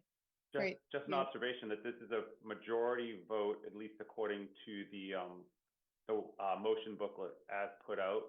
So a motion to, essentially, I'm not debating the issue. I'm just saying a motion to postpone, I think, is also majority vote. or is it, so therefore I it's have no essentially idea. like voting it down, I mean, it's essentially, if, like, there's no real difference between postponing and voting it down because I think they have the same threshold. Yeah, and it does an ordinary article would be, if it were voted down, could not be brought up again in, I think, 2 years. But I believe, and Taylor, you should make sure I'm not making this out of whole cloth, that the planning board is exempt from that rule on planning board articles. So that, typically you really hope, if it's going to get voted down, that it's voted for indefinite postponement, because that doesn't trigger this waiting period. But I think we're okay either way. DM, I am pretty sure that it's specific types of articles. I think it's a broad brush, but I'll clarify, or I'll make sure to clarify. But I think it's, in this case, since it is housing, you can bring it again. But if it wasn't housing related, I do think you have to wait the 2 years. Oh, I But thought it was just all zoning, but yeah, please I'll make sure. get that from someone who's being paid for their advice. Mhm. Okay, anything else on ADUs? All right, so North Main, I think is going pretty well. I don't feel like anything was raised. Let's actually hop these out of order. I thought your presentation was great. What else do we have actually on the agenda here? I know we want to get an update from Nick on how design guidelines are going. We obviously don't have time to dive into them, but Nick, do you want to give us an update on that? Yeah, so I was looking at them today, and I was looking at Maura Sullivan's comments, and some of them I don't understand, and I'm wondering if I know I need to get with John. I may want to speak with you, Kerry, as well, just to get a perspective on some of this stuff, to see what the deliverable is in terms of what we're looking to do in terms of design guidelines. So I may want to do that with you this week if you're available. This week. And then, but we can try. Go ahead. I'm a little confused at this process, to be honest. Part of my confusion is that last time I thought the board was going to make edits, but the document was actually open to more than the board, which surprised me. And I think the board has gotten lots, well, maybe not lots, but certainly a very in-depth comment from Maura, which I think we've all looked at. And the document that we were asked to comment on incorporated perhaps some, I'm not sure how, I feel like the board has commented on the design guidelines in front of us. Right. And I don't know, I don't understand why we're continuing to move and ask for more. We have to come up at some point. The board has to say, these are our design guidelines. We've consolidated all the comments from the board. We're gonna put them out for public review. Right. And personally, I've looked at all of the input we've gotten. I've considered it. I have, my impression, I am comfortable with the guidelines that we commented on, and I'm willing to move forward with those.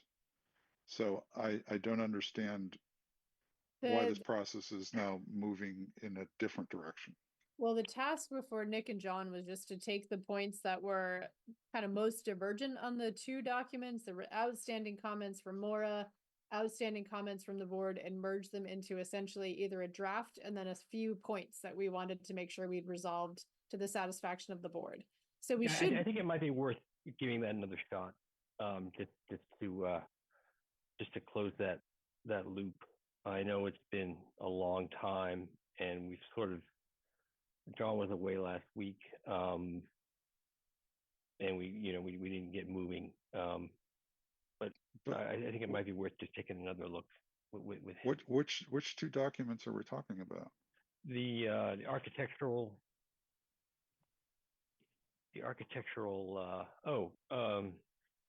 So the board commented on the architectural design standards, and Mhm. Maura accidentally commented on the architectural design standards. So hers have been removed to a separate document, and all of our comments are here and all of her comments are here, and they're just going to glue them together into a draft that we can review and say, this looks good, we don't love this, and then we can resolve those points.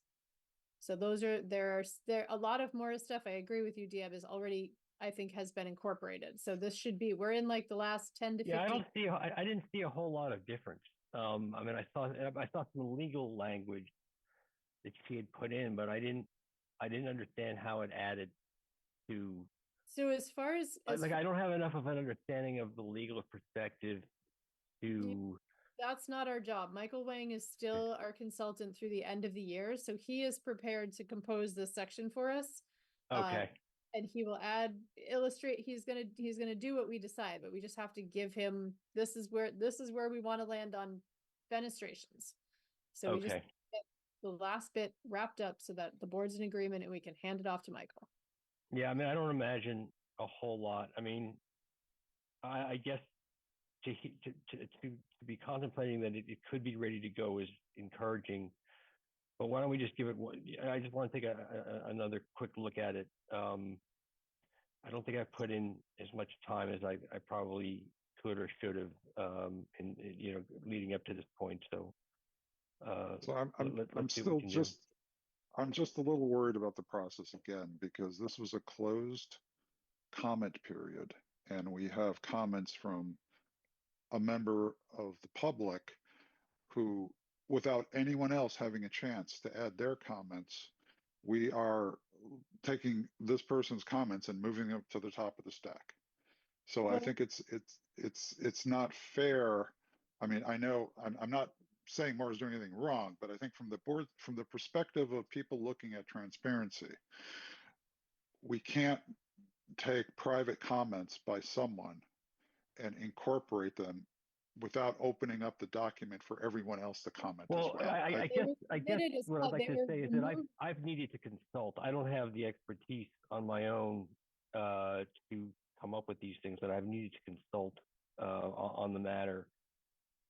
I'm just talking about, from my understanding, is the two documents are the common document we all edited with Maura's comments moved to a separate document. And those are the two documents that are going to be looked at and possibly merged.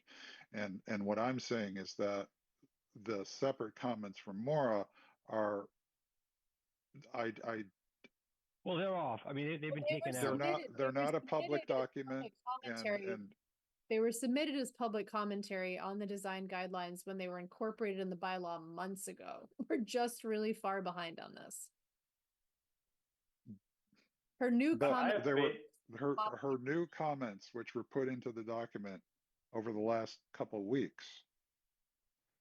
I think those are the ones I'm talking about. No, I know. I think she was moving them over from the first version. I agree. We have a lot of this. This is the step we're waiting for, is the document that the board commented on. Smoothed over. I would.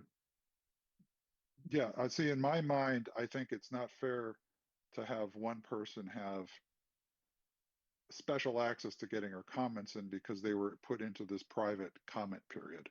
And I think that we should put out the document without Maura's additions, open that up to the public, and then accept everyone's comments on that document so everyone has the same standing. It's just a question of transparency. That's all I'm going at. I really value Maura's input. I don't want to, I really want to underline that, but I've said enough. So, because I see Brian wants to talk. No, I just have faith that John and Nick will look at the comments from the board. They will look from any comments from the public. We received a number a while ago. Granted, not a lot of people did, but we did get some. And that they will synthesize those and come back with a clean draft, work with Michael, and then we will also have something to look at. And we may find that comments that we made weren't taken, and we might debate that then.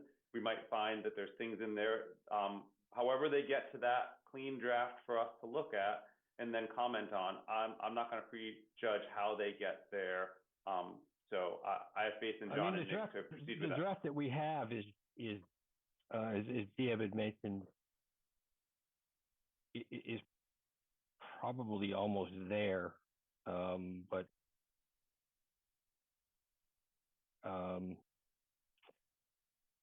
yeah, why don't we why don't we take another look?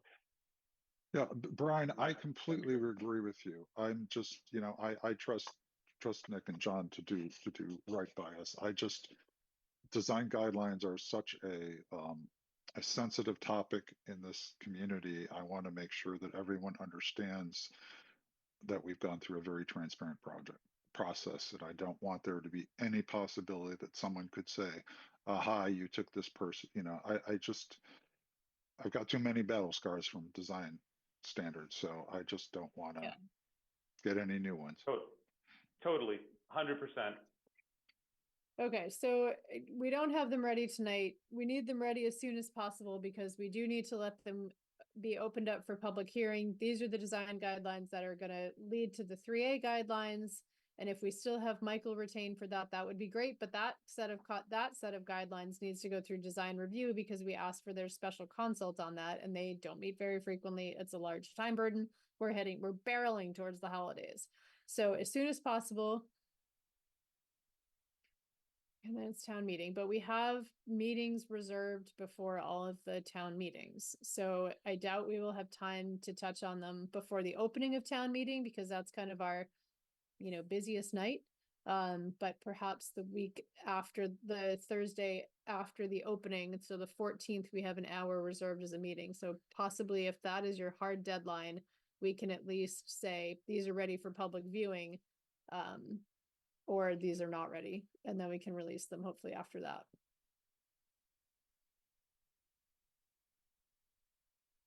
Sounds good. Okay, fabulous. I am going to try to barrel through. So anything else that we want to say on North Main? I feel like we're in, I hate to jinx things, good shape. And I would like to run you through so we can vote to accept the presentation to town meeting of just the planning board update. I am cringing because it is not ready for prime time, but I will run you through what I have if that's okay. I just want to make that sounds good. One comment in North Main in the 12-foot sidewalks. Precinct 8 had a meeting a couple weeks ago. I wasn't able to make the latest one. And there was confusion as to what the 12-foot sidewalks meant. And I think that was raised this evening as well, as to a confusion over which is the public and which is the private part. And, North Main town members meeting were like, who's in charge of plowing and things like that. So I was surprised that no one said anything about the height of the buildings. Maybe they said something about it in the one that I wasn't able to make last night, but it was about, things like that, design standards, things like that, which are not part of I tried to explain, but anyway, we need to clarify the sidewalks. Do we need to vote on anything in additional tonight? We need to vote to accept the presentation that I'm going to give to town. Okay, I'm hoping I'm probably going to hop at about 9:30. So I want to be able to, if I'm required, I don't know what the quorum situation is without John. 3. Okay, let me rattle through. So I hear you on the sidewalks. I think we need a specific slide committed to sidewalk implementation because that is definitely becoming the sort of the hallmark thing. The only question about heights from the select board meeting was trying to get their head around what that number of stories looked like. So I'm going to try to grab some buildings that would be similar. We have a really short town, so it's going to be tricky to find ones that match the height guidelines, but I have pictures of almost everything on North Main, so I'm gonna put together a couple of pictures that we can insert into there. Okay, I am going to share the PowerPoint again. Here we go. Okay, this is a very brief rough draft, so bear with me. Whoops, let me move around my little headings here. Stick it in slideshow. So, sorry, all right, so that'll be us. Everybody, including our introduction of Ian Sexton, Assistant Town Planner. I think I have everyone correct on here. I will double check. A thank you to all the people that we like to thank. Carrie, you can take recent share off. Okay. I will do that. Okay, thank you. And thank you. I don't think I missed anybody. I will double check that I have everyone correct and no one has changed. Don't forget Carla and Tina in the building department. Do we work? I don't know if we work with Tina, but we do work with Carla. Okay. I'm not going to edit as we go, but I'm writing them down. Yep. Okay. Tina and Carla.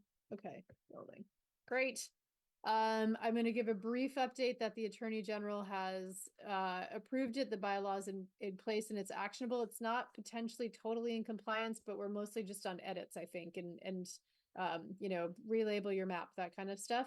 I will update everyone that the design guidelines are in process. I will now say that they will soon be available for public comment because it seems like we're close to that.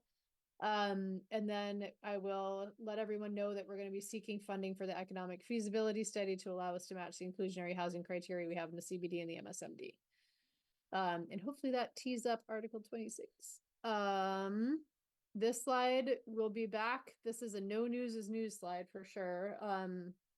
We don't have movement on a ton of these, but we'll give updates. This will be the last time we update on River Street and Cambridge Street, but those occupation rates are current.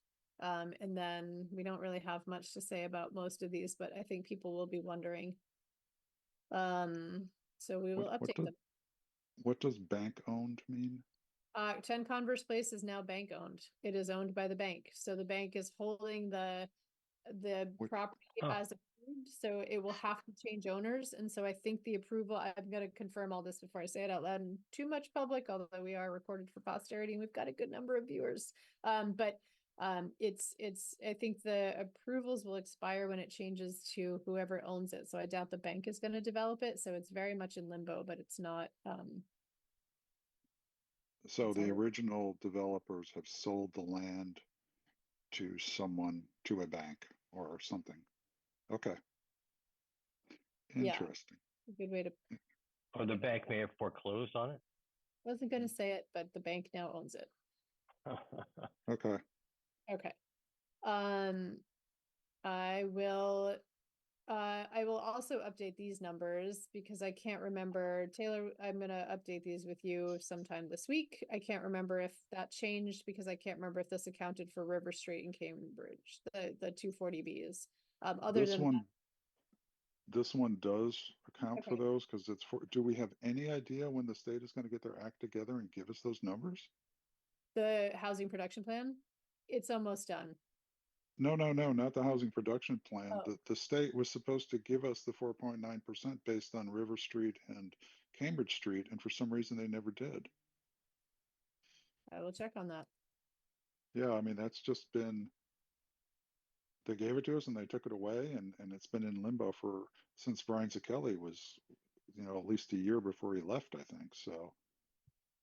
Okay, so I wonder if that is moved along because we're about to get the housing production plan. I wonder if that will help unstick the wheels. But I will ask. And then this slide is also not particularly different. Then I will update on the fact that we're bringing the North Main Street rezoning. I will give a brief overview of what's to come, and then we'll obviously get into it when we present the article. I'll remind everybody how it interacts with 3A. Taylor's was better looking than this, but I think we can all appreciate my I art. like your graphics. I Thank like them. Appreciate it. It means a lot to me. This is a similar slide to what Taylor showed, just giving people kind of an overview of what we tried to do. I'll go into more detail when we present the actual article. I'll say the design guidelines are coming, a tale of two children's books, an architect with a lot of belief in architects, and a town with some trust problems.